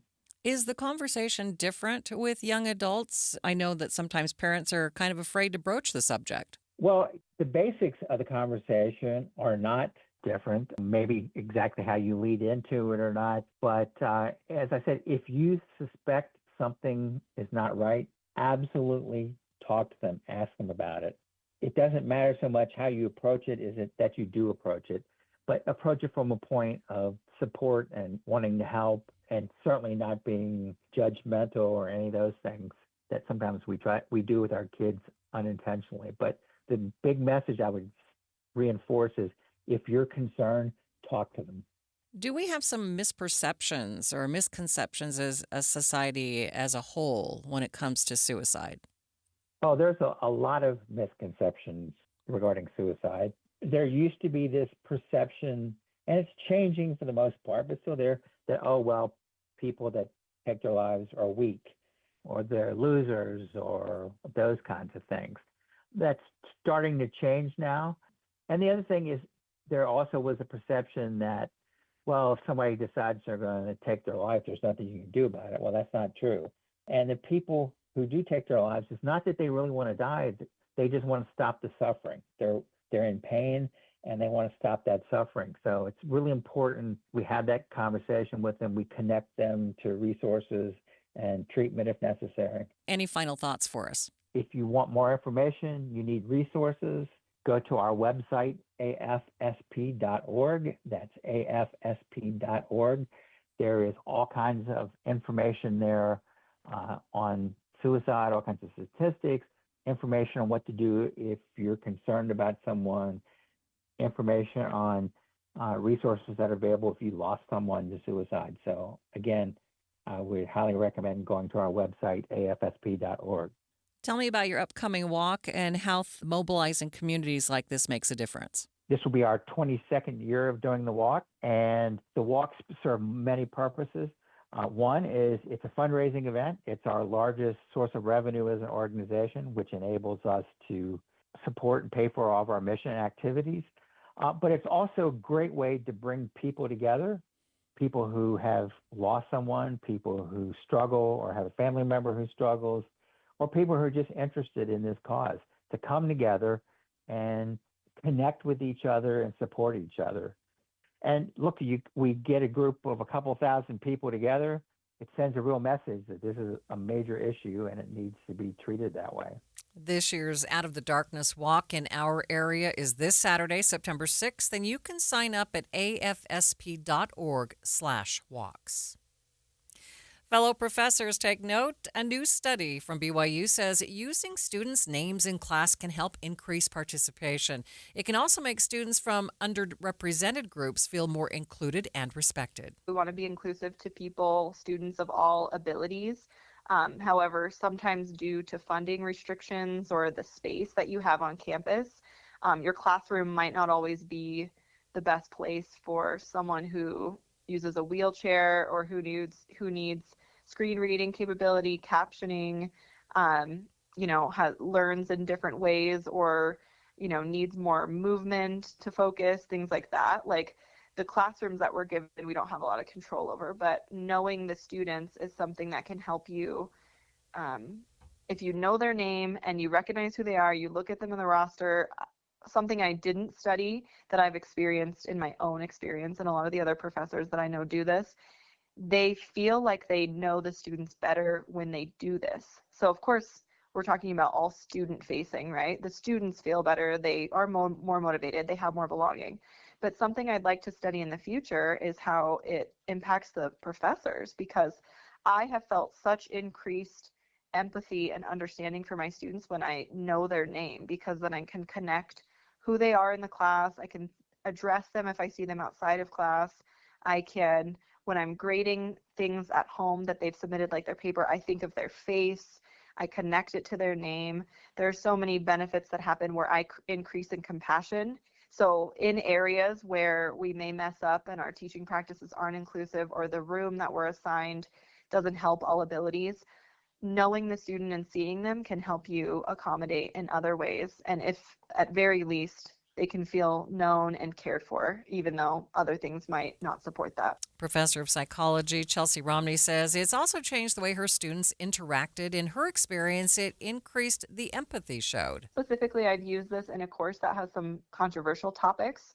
So I teach two classes that, students tend to have to grapple with a lot of things that they haven't grappled with, and they increase their understanding in those two courses, and I require them to use each other's names when they address each other. And this has vastly decreased the conflict that would happen in the courses, and they tend to address each other much more respectfully. And it even becomes a point of humor, because they're about to get upset with each other, and then I remind them, okay, before you comment on the previous student's comment, please, you have to say their name. So you'll say, in Lindsay's comment, she said blah, blah, blah. And so and then you address it. And many times students would be about to say something, negative or, conflicting toward the other student. And then I would remind them to use each other's names, or they would remember this is the class policy. And then immediately their tone would soften and they address them more kindly, as before, when they'd say, well, I really disagree with that, and they would start off on their tangent, I'd say, okay, who do you disagree with? And they would look at the person and have to address their name. And this really soothed so much tension in the class. I had done classes without doing this, and then I added it in a new semester, and it was like a night and day difference. Romney says it also increased belonging in the classroom and helped students learn more about each other. And I'd have to agree, this makes a big difference with my students. Once I learn their names at the beginning of the semester, they are much more willing to speak out in class and even reach out to me for help. It's 2:30 midday at KSL News Radio. I'm Maria Shilaos. Some of the stories we are watching this hour. The sheriff's deputy injured in a shooting 2 weeks ago, sharing thanks and little life lessons to students in Box Elder County. Salt Lake City Public Utilities working on plans to improve efficiency, and KSL traffic. Ricky? Crews still working on this accident southbound I-15 after Lehigh Main Street. Vehicles are on the shoulder, but delays linger. Maria? We'll check KSL's top local stories in 1 minute, but first, let's get the very latest from ABC News. ABC News, I'm Chuck Sievertson. Sharp questions and accusations by both Republicans and Democrats for Health Secretary Robert Kennedy Jr. at the Senate Finance Committee hearing. Senator Mark Warner, Virginia Democrat. Do you accept the fact that 1 million Americans died from COVID? I don't know how many died. You're the Secretary of Health and Human Services. You don't have any idea how many Americans died from COVID? Kennedy denying that he's keeping people from getting vaccines, but acknowledging availability now depends on policies in the individual states. Ukraine's president called today's phone call with President Trump productive, and that they discussed putting more economic pressure on Russia with tougher sanctions to try to end the war. To other European leaders on the call, President Trump urged them to stop buying Russian oil and to exert more pressure themselves. Wall Street indexes ending the day solidly higher. In the bond market, Treasury yields fell. This is ABC News. KSL's top local story. Employees affected by a massive fire in downtown Salt Lake City last month are starting to get some relief after the community raised nearly $500,000 to help them. Very generous contribution from more than 1,600 people and who donated online and at concerts downtown and the downtown farmers market. Dave Brewer is the executive director of the Downtown Alliance, and he says these businesses are committed to rebuilding. The Alliance says the next round of checks for employees will be mailed this week. We are now learning that the driver who allegedly killed a man in Springville last night had alcohol levels that were 6 times the legal limit. Police arrested 41-year-old Travis McIntyre after they say he showed signs of being intoxicated when he ran into a man with his truck and trailer. Police say the man who died had pushed his wife out of the way to save her. For the first time since 2021, there are fewer jobs available than there are people who want them in the U.S. Zions Bank senior economist Robert Spendlove says that's not the same as the monthly jobs report that comes out tomorrow, but it could affect how we see that report. If we start to see big variations, then what you're going to see is the market starting to discount and ignore the BLS data and moving towards other sources. Spendlove tells Inside Sources today's numbers show the power balance is shifting in favor of employers. Utah still has one of the highest gender pay gaps in the country. Utah women who work full-time make about 27% less than their male counterparts. That's compared to the national average, where women make 16 to 17% less. Director for the Utah Women in Leadership Project, Dr. Susan Madsen, says in more traditional or religious climates, there is more occupational segregation. Those fields that are traditionally male-dominated fields, more men continue to go into those fields, and those are paid more. And those that are in more women-dominated fields are paid less. Women make up about 45% of the state's labor force, but it's estimated to take another 41 to 63 years for women to reach pay equity. Alexandria Bonilla, KSL News Radio. Your money at this moment, the Dow up by 350 points at the close, ending at 45,621. S&P up by 54 points, and the NASDAQ up by 209. Traffic and weather, it's brought to you by Mountain America's My Style checking account. Here's Ricky Meese. We have had some trouble in traffic southbound I-15 in Utah County, not far from Lehigh Main Street, where vehicles are still over to the right shoulder, and some leftover slowdowns stretching back just past 2100 North Lehigh.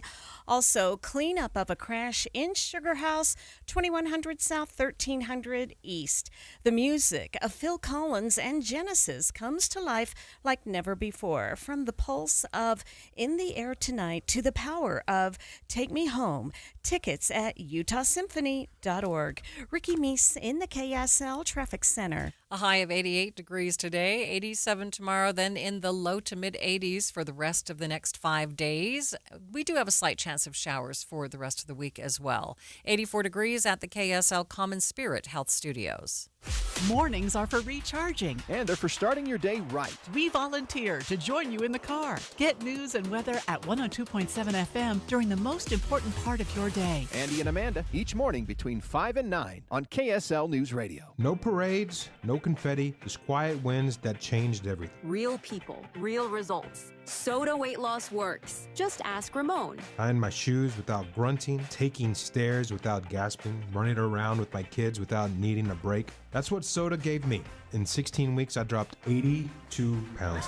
Let that sink in. He lost 82 pounds. That's amazing. Think about all that weight lifted off your bones. I owe my life to Soda. That's not hyperbole. With Soda, you don't feel alone. You get your own nutritionist guiding you every step along the way. What are you waiting for? Just imagine your friends and family's reactions when you show up at holiday parties 30, 40, 50 pounds lighter. Get started now for the best season of your life with our partner program. Because when you join now, your partner joins for free.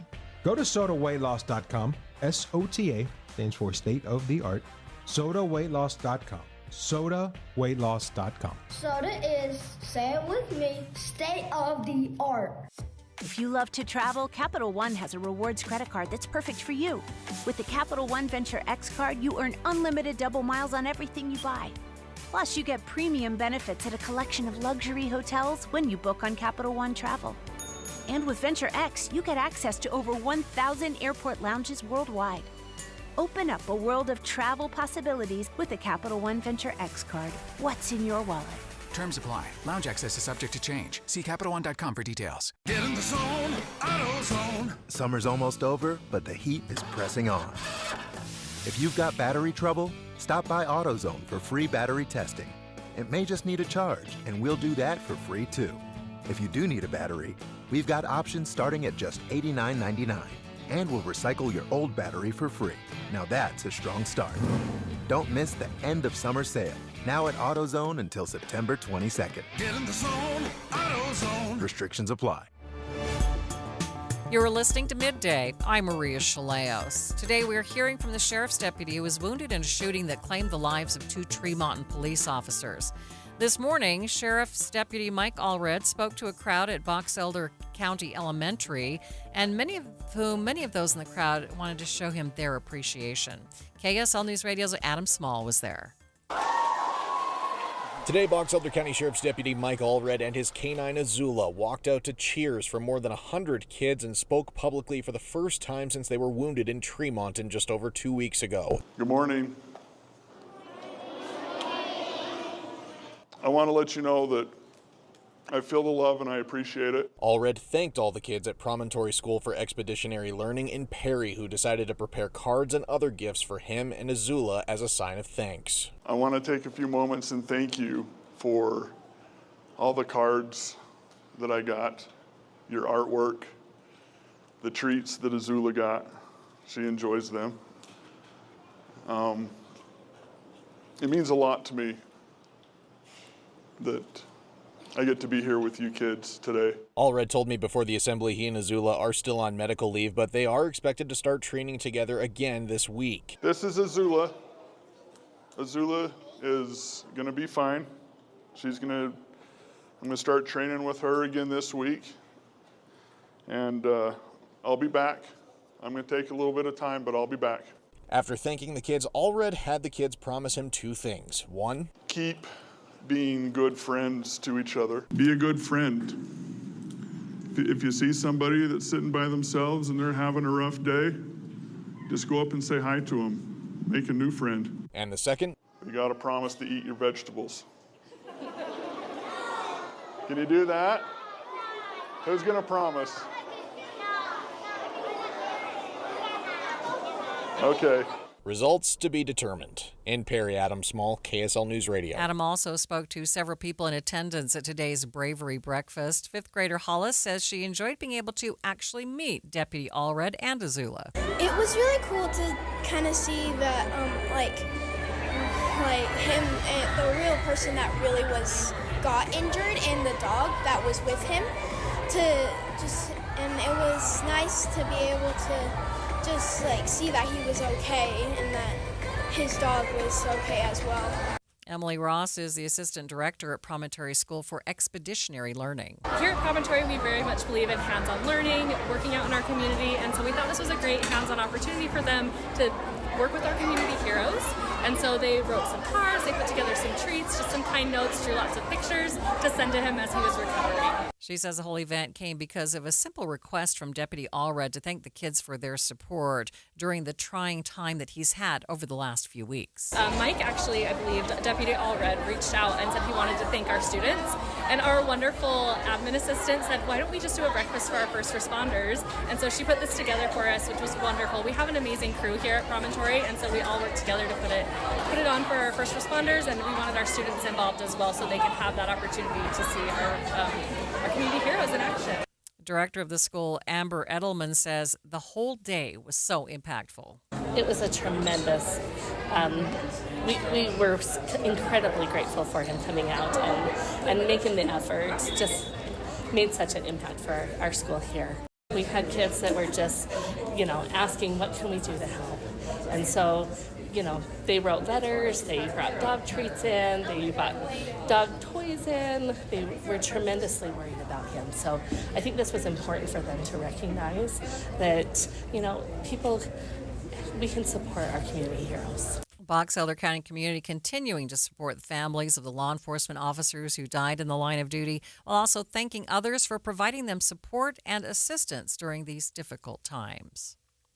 Let's go in depth on some national news now. Tense moments this morning as Health and Human Services Secretary Robert F. Kennedy Jr. faced a grilling before the Senate Finance Committee in Washington, D.C. His appearance comes just a week after the Food and Drug Administration restricted access to the COVID-19 vaccine. The FDA's decision sparked the removal of newly appointed CDC Director Susan Minares, along with the resignations of 4 senior officials. In her just published Wall Street Journal essay, Minares wrote that she was told to pre-approve the recommendations of a vaccine advisory panel newly filled with people who have publicly expressed anti-vaccine rhetoric. Kennedy disputing that. Here's an exchange between Kennedy and Oregon Democratic Senator Ron Wyden. No, I did not say that to her. And I never had a private meeting with her. So there are witnesses to every meeting that we have, and all of those witnesses will say, I never said that. So she's lying today to the American people in the Wall Street Journal? Yes, sir. Senator Wyden told Secretary Kennedy that as he's traveled around the state of Oregon, he's met with guidance from the CDC. Colorado Democratic Senator Michael Bennet challenged Kennedy over his stance on vaccines and funding cuts to mRNA vaccine research. Dr. Levy wrote that, quote, evidence is mounting and indisputable that mRNA vaccines cause serious harm, including death, especially among young people. Yes or no? Are you aware that he said that? I wasn't aware he said it, but I think I agree with it. You agree with it? It's not true. It wasn't true when he said it, and it's not true when you said it. When challenged about the COVID pandemic and subsequent vaccines by Virginia Democratic Senator Mark Warner, Kennedy blamed the Biden administration. You don't have any idea how many Americans died from COVID? I don't think anybody knows that because there was so much data chaos coming out of the CDC, and there was so many perverse incentives. And these are model You don't know the answer of how many Americans died from COVID. This is the Secretary of Health and Human Services. Do you think the vaccine did anything to prevent additional deaths? Again, I would like to see the data and talk about the data. You have had this job for 8 months, and you don't know the data about whether the vaccine saved and lives? that's the problem, is that they didn't have the data. While Robert F. Kennedy Jr. faces scrutiny over vaccine changes within the CDC, some states are moving ahead with plans to scrap all vaccine mandates for school children. Florida becoming the first state to do so. ABC's Morgan Norwood has more on additional changes at the CDC regarding vaccines. Overnight, more change at the CDC. Multiple reports say Health Secretary Robert Kennedy Jr. has chosen 7 new members to join the agency's panel of vaccine experts. That's the panel that decides what vaccines insurance companies and Medicaid are required to cover. The New York Times reporting at least 3 of the new members have been critical of vaccines or vaccine mandates.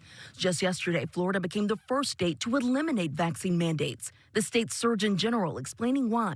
Who am I as a government or anyone else, or who am I as a man standing here now to tell you what you should put in your body? Some parents welcoming the move. It should be the parents' choice whether they're vaccinated. But many experts condemning it, calling it frightening. In the 1970s, there were school vaccine mandates across the country, but they weren't enforced. And then you had these major outbreaks in Los Angeles, in Detroit, in Alaska, of tens of thousands of people, children who had measles. And with those enforcement of school vaccine mandates, you ended those outbreaks.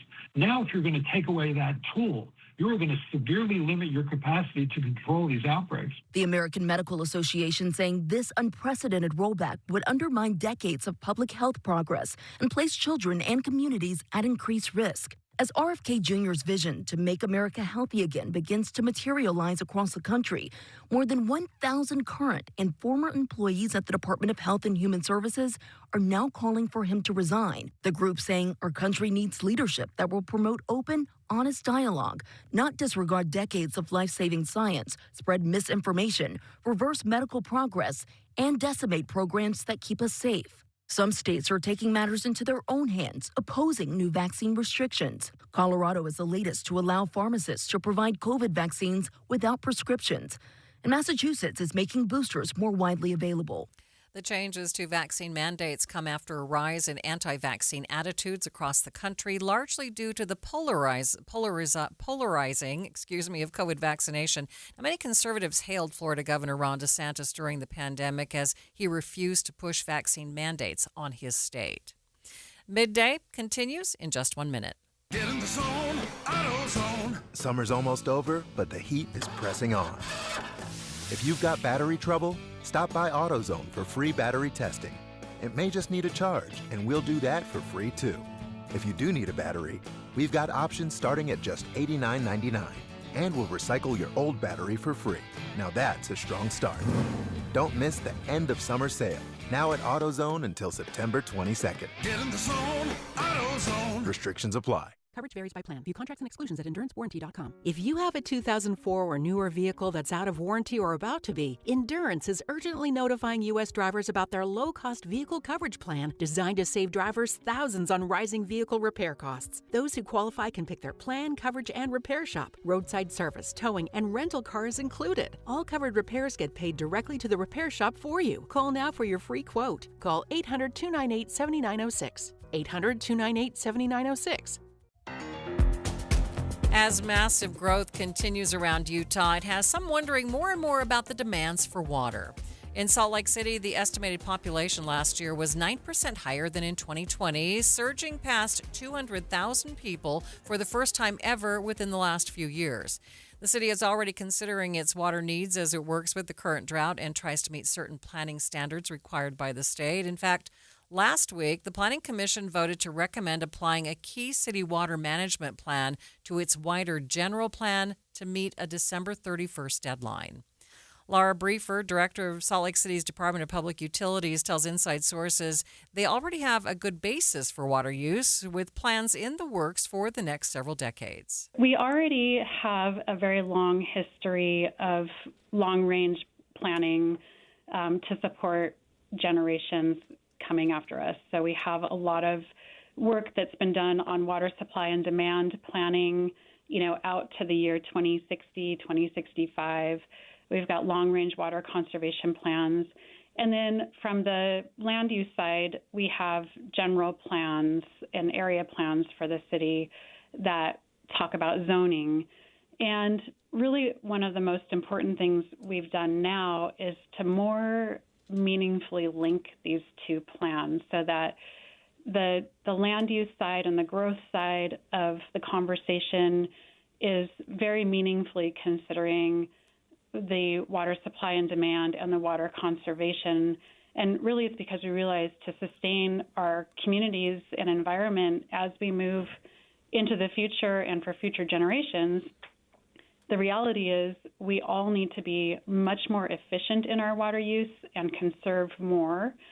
And this also is related to our obligations and, both our obligations morally and our obligations maybe from a regulatory level in the future around Great Salt Lake. Briefer says even with additional water usage, they've gotten much more efficient with how the water is used. And she thinks that efficiency will just continue to grow as the years go on. We have seen a lot of gains in efficiency, and what we can expect going into the future is a lot more focus and refinement on moving that efficiency in water use and moving that conservation to even greater levels as we grow. And this might look like a lot of different tools, incentive-based tools to reduce outdoor water use because we want to mitigate depletion, which occurs in outdoor watering within this basin.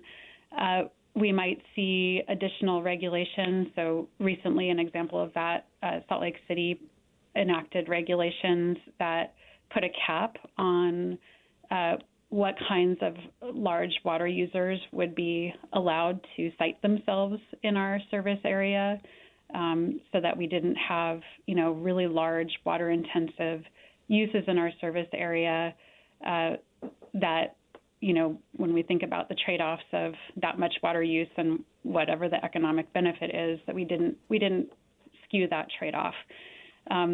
So we'll definitely see some additional efforts made to make our community more efficient, make our community, incentivize our community to conserve more. She says it's also important as we move through droughts and work towards having enough water in the future for individual people to conserve water too. We really have, I think, a lot of opportunity to take kind of a one water approach where we're looking at the health of the system overall and where we can bring our community along with us in terms of being a good steward of their own water use and own individual water management on their own properties to conserve water, as well as to understand where our interaction in this watershed could impact water quality. We need to look at both of those things overall.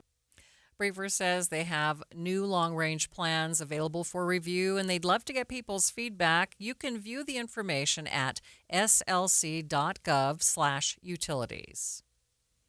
Fake Labubu's the focus now of Customs and Border Protection. More on that next. But first, KSL Traffic, brought to you by Mountain America's My Style checking account. Ricky? Already seeing traffic filling in and slowing down southbound I-15 Murray to Midvale, as well as northbound I-15 leaving Clinton and going through Roy into Riverdale. The Good Feet store, supporting you with comfort no matter what the day brings. Find the location nearest you at goodfeet.com. Ricky Meese in the KSL Traffic Center. Be advised, this is your opportunity to save up to 40 to 80% on a hot tub or swim spa. This weekend only, Friday through Sunday, Mountain America Expo Center, Sandy. Be advised, this is your opportunity to save up to 40 to 80% on a hot tub or swim spa. This weekend only, Friday through Sunday, Mountain America Expo Center, Sandy. 18-month interest-free financing. Our factories have demanded we sell 1,000 hot tubs and swim spas this weekend. Mountain America Expo Center, Sandy. Huge factory incentives, factory rebates, this weekend only. Mountain America Expo Center, Sandy. We can remove your old hot tub. Free delivery of your new hot tub. Hot tub starting at $2,999. Mountain America Expo Center, Sandy. Free delivery of your new hot tub. Just relax and enjoy. Mountain America Expo Center, Sandy. Friday, 2 p.m. to 8 p.m. Saturday, 10 a.m. to 8 p.m. Sunday, 10 a.m. to 6 p.m. Free admission, free parking, free delivery. Mountain America Expo Center, Sandy. Call 833-SPA-SALE or visit hottubandSwimSpaSale.com. Join KSL in the movie show this Friday from 10 to 1 at the Salt Lake NPS store, 1600 Empire Road in Salt Lake City, npsstore.com. Power outages happen year-round and they're always unexpected. What's up, everybody? I'm Mike Wilson with Any Hour Services, and some people have medical equipment that needs to stay on, or maybe you don't want the hundreds of dollars of food in the freezer to spoil. Regardless of the reasons, Any Hour Services can help with a backup generator. Now, a lot of people think that backup generators cost thousands of dollars, but we have packages that'll run the essentials and start at less than $2,500. That includes the generator, the connections from the generator to the house, and the installation. We also carry and install larger generators that can run the whole house and kick on automatically when the power goes out. Of course, those cost more, but if you call right now, you can save $1,000 on any standby generator purchase over 9,000 watts. A licensed electrician from Any Hour Services will walk you through the process and show you what options are available. And if you need it, we have flexible financing options available, even if you've been told no in the past. To schedule a free estimate, call Any Hour Services today. Google Any Hour Services or schedule online at anyhourservices.com. No one helps more homeowners than Any Hour Services. Get in the zone, AutoZone. Welcome to the end of summer sale at AutoZone. We're celebrating the end of long days and short nights with big deals for a short time. Like car wash. Right now, you can save 20% on the Armor All Complete Car Wash Kit. Need new brakes? Duralast brake pads are free with the purchase of Duralast rotors. We've also got oil deals and more. We're ending the summer right with the end of summer sale at AutoZone. Get in the zone, AutoZone. AutoZone. Restrictions apply. If you've got a gas-powered engine, keep it running like new at every fill-up. Stable in-season protection is your engine's preventative medicine, cleaning and protecting the entire fuel system in season. In outdoor power equipment, prevent gum and varnish buildup that could cause a rough or non-running engine. For cars and trucks, increase fuel efficiency and power by removing deposits, ensuring your engine's long-term health. Stable outperforms the competition in independent lab testing. So at every fill-up, start with Stable. This is Midday. I'm Maria Shilaos. There's been a lot of talk of Customs and Border Protection in the news recently, largely over the tariffs. You'll recall the packages that have been stopped at the border over the tariffs, and some parcel carriers now refusing to send foreign shipments to the U.S. because of it. But here's something interesting for you. A major seizure by CBP of $500,000 in fake Labubu dolls. Here's Start Here podcast host Brad Milkey.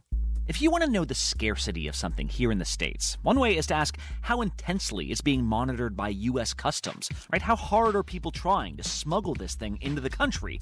Well, recently, Customs and Border Protection announced they had seized a shipment of items in Seattle. These were in boxes marked fluorescent lights, but they weren't fluorescent lights. These were collectibles valued at $500,000. What was inside these boxes? Dolls. Specifically, dolls claiming to be Labubus. What is a Labubu? So, a Labubu, they're kind of like these Nordic monsters. This is our producer, Emily Schutz, who has become a Labubu aficionado. She says they're basically little fuzzy toys. They have this sort of very toothy smile, sort of like a crazed expression on their faces. You can hang them from a strap. They're really popular on backpacks. They're made by a Chinese company called Pop Mart. And key to their success is that Pop Mart only releases them in pretty small batches. Like trading cards, when you purchase one, you're not actually quite sure what doll you'll receive. And within each batch, there are extra rare ones. Tennis star Naomi Osaka has been showing off brand new dolls at the U.S. Open. This is my Labubu. She's named Billie Jean Bling. Well, as those first editions sell out, the resale market has exploded. There are resellers who are buying the Labubus and reselling them for like triple the price. It's crazy. Emily tried to get one herself, but a seller wanted $100 for a $20 or $30 toy. Finally, she found one that was more reasonable, but when it arrived... It was a Lafufu, and I was devastated. Well, what's a Lafufu then? So a Lafufu is a fake Labubu. That's just what people call fake Labubus. This black market is how you get a shipment of $500,000 worth of fake Labubus. Federal officials say they haven't caught the perpetrators, but they are destroying the merchandise to keep people from getting fleeced any further. In the meantime, Emily has managed to secure a real Labubu straight from Pop Mart. It's in the mail. I got the notification today that it arrived at the local airport. But the question now is, how long will the craze last? Pop Mart says it raked in almost $2 billion last year, driven largely by these fanged toys. Some have already asked if this is a Beanie Baby situation, where most so-called collectibles become worthless over time. I think that the Labubu bubble is starting to burst because I was able to get my hands on one. That's right, Emily fears Labubunomics are already hitting a slump. After all, in the world of collectibles, how exclusive can the club be if they're willing to have you as a member? All right, Brad Milkey on the Start Here podcast. Tim is back in for Jeff this afternoon. I learned I was just educated on Labubus. Yeah. Did you know that there's one online? I was looking to see what is the cost of a Labubu. There's one, a monster Labubu, for $432. Yeah, I wouldn't be buying that. Don't buy it. For KSL listeners, Jeff Kaplan would be the Labubu. You get a Lafufu this afternoon. I'm filling in. Have fun. Have a great day. KSL FM Midvale. KSL Salt Lake City. From the KSL Common Spirit Health Studios, this is KSL News Radio. Utah's news, traffic, and weather station. Truth be told, none of us in this studio know a thing about Labubus, just to set the record straight. It's 3 o'clock at KSL News Radio. Jeff Kaplan does have the day off. Tim Hughes here with sunny skies to greet you and 88 degrees downtown.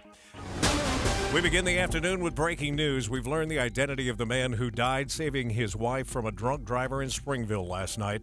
The family of Matthew Dane says his loss was sudden and unexpected. KSL News Radio's Eric Cabrera is on the scene in Springville and joins us live with the latest. Eric? Tim, Springville police say 41-year-old Travis McIntyre had 6 times the legal alcohol limit when he drove onto a sidewalk near 400 South Main, hitting Matthew Danes while walking with his wife last night. Witnesses told officers Danes pushed his wife out of the way, sacrificing himself to save her life. Renee Garcia, who grew up in Springville, saw a Facebook post calling on neighbors to bring flowers, mementos, and messages of positivity to a tree outside the Jimmy John's where it happened. First thing I talked to my wife about, and she brought it up immediately. We stopped by, paid our condolences. We don't know the family, it's home, and especially for, like I said, this community. So we made sure, drop some flowers off. Police say McIntyre also tested positive for THC and had open containers in his truck. He's now facing charges including automobile homicide and DUI. Live in Springville, Eric Cabrera, KSL News Radio. It's been over 3 weeks since a massive fire leveled several businesses in downtown Salt Lake City. Since then, the community has rallied together, raising nearly $500,000 for employees impacted by the fire on Main Street. Very generous contribution from more than 1,600 people, and who donated online and at concerts downtown and the downtown farmers market. Dee Brewer is the executive director of the Downtown Alliance and says these businesses are committed to rebuilding. The Alliance says the next round of checks for employees will be mailed next week. Our top national story this hour, Health Secretary Robert F. Kennedy Jr. was grilled today by senators about President Trump's health care agenda. At the committee hearing, Kennedy and Senator Elizabeth Warren had a heated exchange about the availability of COVID-19 vaccines. Now, Senator Kennedy, I'm not taking them away from anybody. Secretary, you want me to indicate a product for which there is no clinical data? Senator, is that what you want? Secretary Kennedy, you said you wouldn't, and now you did. I'm not taking them away. Everybody can get access to them. No, they can't walk into a pharmacy the way they could last month and get access. It depends on the states. Kennedy also faced a lot of questions about the firing of the CDC director after less than a month on the job. The president of Northwestern University is stepping down amidst an ongoing federal funding freeze.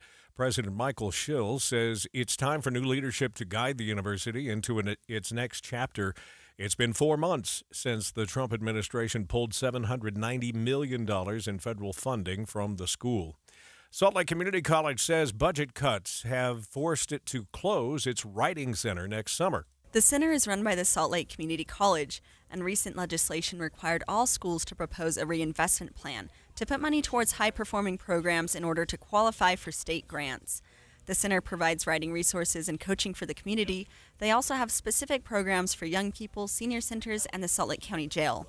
The school's assistant public relations director told Utah radio station KUER they had to look at expenses that were not directly related to student services, and that's what led to closing the writing center.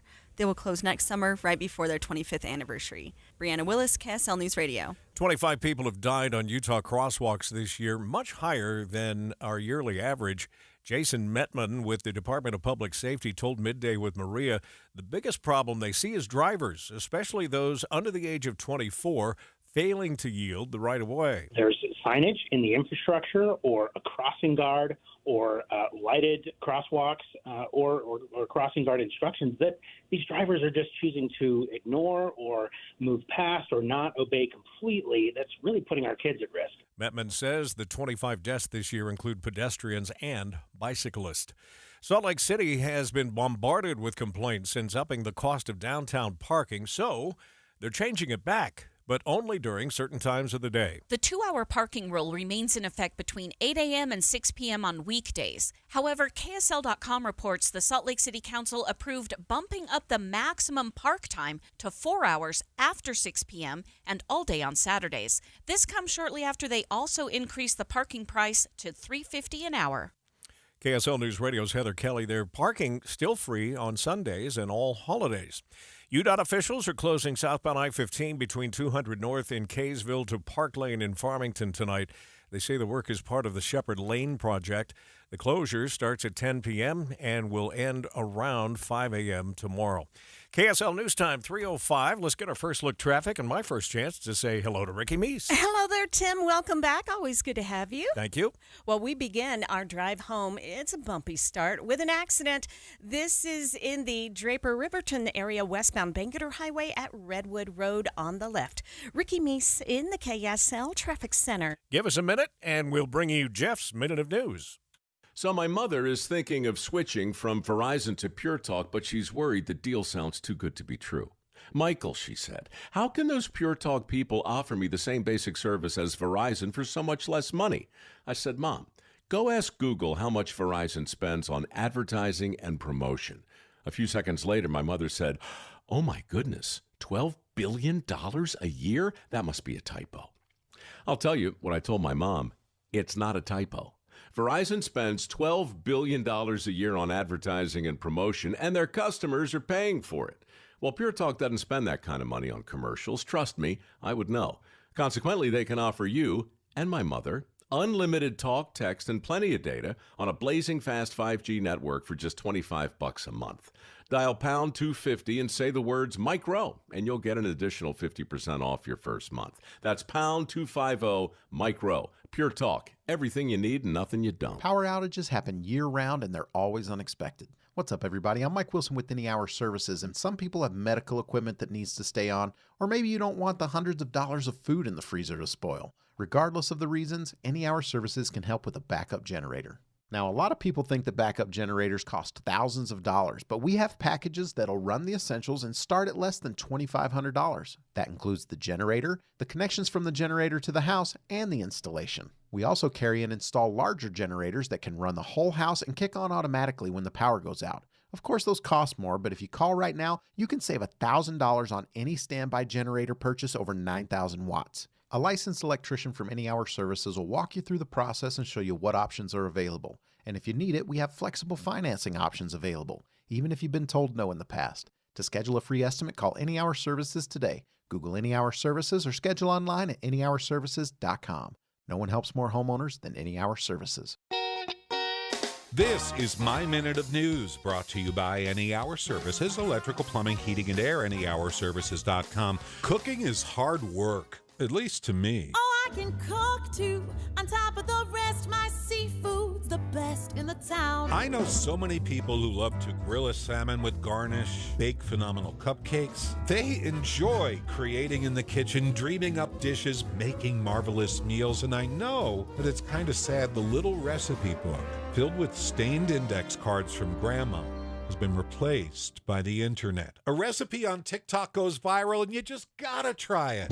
But before you do, be aware that AI is creating a huge disruption in the kitchen. There are computers cranking out AI recipes by the thousands, slapping them into Facebook recipe groups, and making sure they show up in Google searches. Now, you know about AI hallucinating. Some of these recipes skip key ingredients. Caesar salad without the anchovies. Sometimes you realize something's wrong. Defector.com mentions billion-dollar biscuits. The photo of them has no shadow, indicating it's an AI oopsie. Here's how it happens. Creepy people try to make a quick buck after watching videos like this one. Welcome to the How to Start a Food Blog, the ultimate course for beginners. This video teaches you how to make a successful food blog. Then some creepy dude in mom's basement fills the blog up with ChatGPT recipes that aren't fully baked. So be careful, because if you follow this AI recipe for chicken piccata here, I'm reading it. It says, make sure your chicken is cooked at 102 degrees. That's not chicken piccata. That's actually the recipe for bird flu. For safety, chicken is supposed to be cooked to 165 degrees. Serve that AI recipe, and your goose is cooked. Jeff Kaplan's Minute of News, only on KSL News Radio. Am I the only one that didn't know Caesar salad came with anchovies? Ricky, did you know that? I did, but it's not one of those strong type of ingredients that overtakes the salad. I think I'd say no to the salad if I knew there was anchovies in there. I'm not a fan. And not all of them are made with anchovies, but yeah, Okay, a good. secret ingredient. All right, let's check traffic and weather together. Brought to you by Mountain America's My Style checking account. Ricky? Delays already in place waiting for you southbound I-15 starting in Murray near 45th South. You'll see better speeds by the time you hit 90th South in Sandy, and it stays that way all the way through Provo and Springville. Now, northbound I-15, we've had a little bit of busy traffic from 7200 South up to the South Interchange, and then again near 33rd South. No major delays, though. Eastbound I-80, a little busy and slow, especially in the right lanes as you're going from Bangerter Highway over to the West Belt. And an accident. It's over to the left, but it has caused some slowdowns westbound Bangerter Highway. This is in Riverton near Redwood Road. Eric?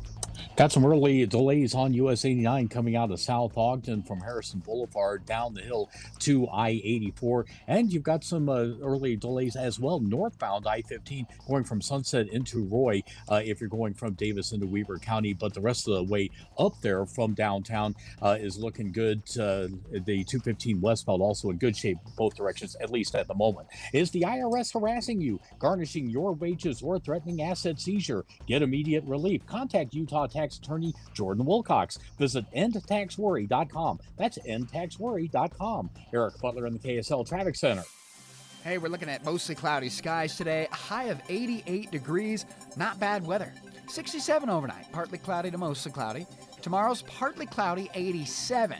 Into Saturday, slight chance for afternoon storms, 84. From the KSL Weather Center, I'm Matt Johnson. Right now with that sunshine, it's 88 degrees downtown. Coming up in a minute, I don't know how many of you may have seen the video that the Utah Mammoth put out. And actually, I guess it came from Smith Entertainment Group CEO Ryan Smith about what to expect when it comes to seating in the newly redesigned Delta Center. It's going to be good stuff, and we'll share more about it coming up here in just a minute. We're streaming live on the KSL News Radio app, sponsored by At Your Service Pros. This is Utah's news, traffic, and weather station.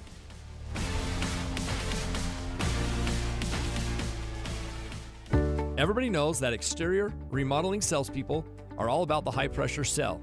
Am I right? Windows, siding, gutters, those suckers are going to twist your arm and get you to buy, or they won't leave your house at night.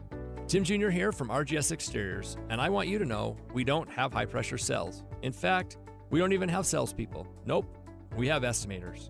That's a huge difference. Estimators are trained to look at the entire scope of the project, to see and know if there are any problems, like rotten wood, wood-borne insects, or construction issues specific to your house or your neighbors. Salespeople are more concerned about playing those silly price games. Buy one, get one free, sign today and get 40% off, as if they didn't just jack the price up to give you a fake discount. RGS Exteriors estimators are going to give you a great quote. No games, no tricks, no nonsense. Call RGS Exteriors to quote your exterior project. Our number is 801-280-3110 or visit us at rgsutah.com.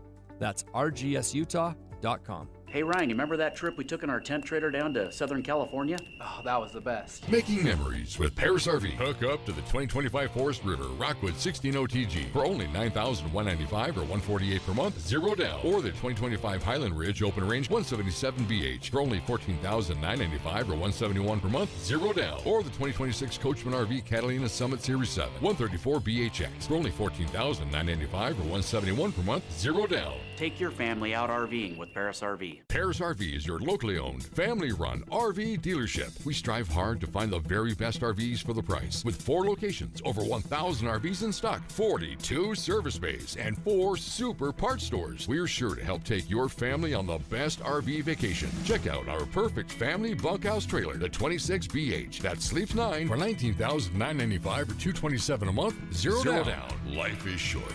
Enjoy it. North Murray, South Murray, Payson, and Pocatello. ParisRV.com. I'm Ed Evans, CEO of Consumer Cellular. We're dedicated to serving people 50 and up like me. Our needs are different. Big Wireless wants us in an unlimited plan, but if you're not using all that data, you're probably getting used. At Consumer Cellular, we're focused on affordable, reliable plans, including data that suits your needs, not ours. Our plans start at just $20, and you'll get the best customer service in the business. Call 1-888-FREEDOM or visit consumercellular.com/facts. Plans include $5 credit for auto pay and e-billing. See site for additional facts. Finding great candidates to hire can be like, well, trying to find a needle in a haystack, but not with ZipRecruiter. Its powerful technology actively finds and invites qualified candidates to apply to your job. So while other companies might deliver a lot of hay, ZipRecruiter finds you the needle in the haystack. See why 4 out of 5 employers who post a job on ZipRecruiter get a quality candidate within the first day. Try ZipRecruiter for free at ZipRecruiter.com/free. That's ZipRecruiter.com/free. KSL News Time, 3:15. The 3 things you need to know this hour. First, second, new research shows the gender wage gap is still in place here in Utah. Women working full-time making an average of 27% less than their male colleagues. Third, it's traffic and weather together. A slow drive southbound I-15, Murray into Sandy, plus a crash in Riverton westbound Bangerter Highway at Redwood Road. Expect some backups in the area. Ricky Meese in the KSL Traffic Center. Showers and thunderstorms in southern Utah with clouds here in the north. I'm Kevin Eubank. Right now, 88 degrees at the KSL Common Spirit Health Studios. Let's check our top national stories.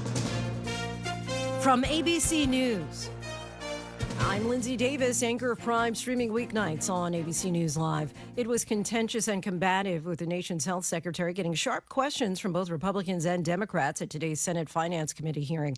ABC News national correspondent Stephen Portnoy is in Washington. Robert F. Kennedy Jr. defended last week's firing of the CDC director after less than a month on the job, saying the agency misled the public through the pandemic. I need to fire some of those to make sure this doesn't happen again. In addition to sharp questions from Senate Democrats, Sir, you're a charlatan. That's what you are. Kennedy also faced the concerns of 2 Senate Republicans, both physicians. Bill Cassidy of Louisiana. I would say effectively we're denying people vaccine. John Barrasso of Wyoming. I support vaccines. I'm a doctor. Vaccines work. Stephen Portnoy, ABC News, Washington. The Trump administration is moving forward with its Supreme Court appeal to keep in place most of the tariffs the president has put on imports to the U.S. 2 lower courts have now found that the president had no legal authority to impose those tariffs on his own.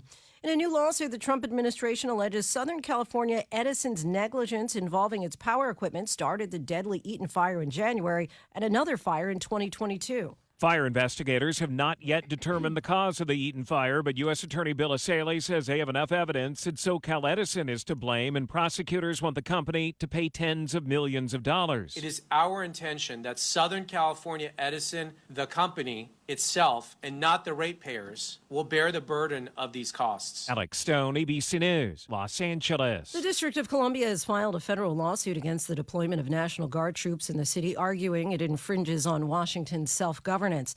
The number of people killed in Gaza since the Hamas attack in October 2023 has now surpassed 64,000, according to the Gaza Ministry of Health, which is run by Hamas.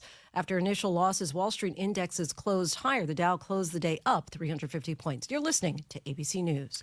The Delta Center will have a very different look when the Utah Mammoth play their first home game next month. Smith Entertainment Group CEO Ryan Smith gave us a sneak peek today in a YouTube announcement, offering more details about how it would be possible for Mammoth fans to see all the action from any seat. We've innovated by creating a new riser system. Most basketball arenas have a shorter riser system that can only go 2 directions, forward and back. We've worked to create a riser that's 12 feet tall, and we call it the triple scissor riser because it goes up and down as well as in and out. Smith says this is just phase 1. They started by raising the floor of the arena about 2 feet. The puck drops October 15th. Becky Bruce, KSL News Radio. Salt Lake City is about to lose one of its discount airline options. Spirit Airlines' recent bankruptcy filing means they're pulling out of several airports nationwide, including Salt Lake City and Boise. In a statement, the airline says they're reaching out to any guests who already had reservations to talk about your options. Spirit will stop operating in Salt Lake City starting the week of October 2nd.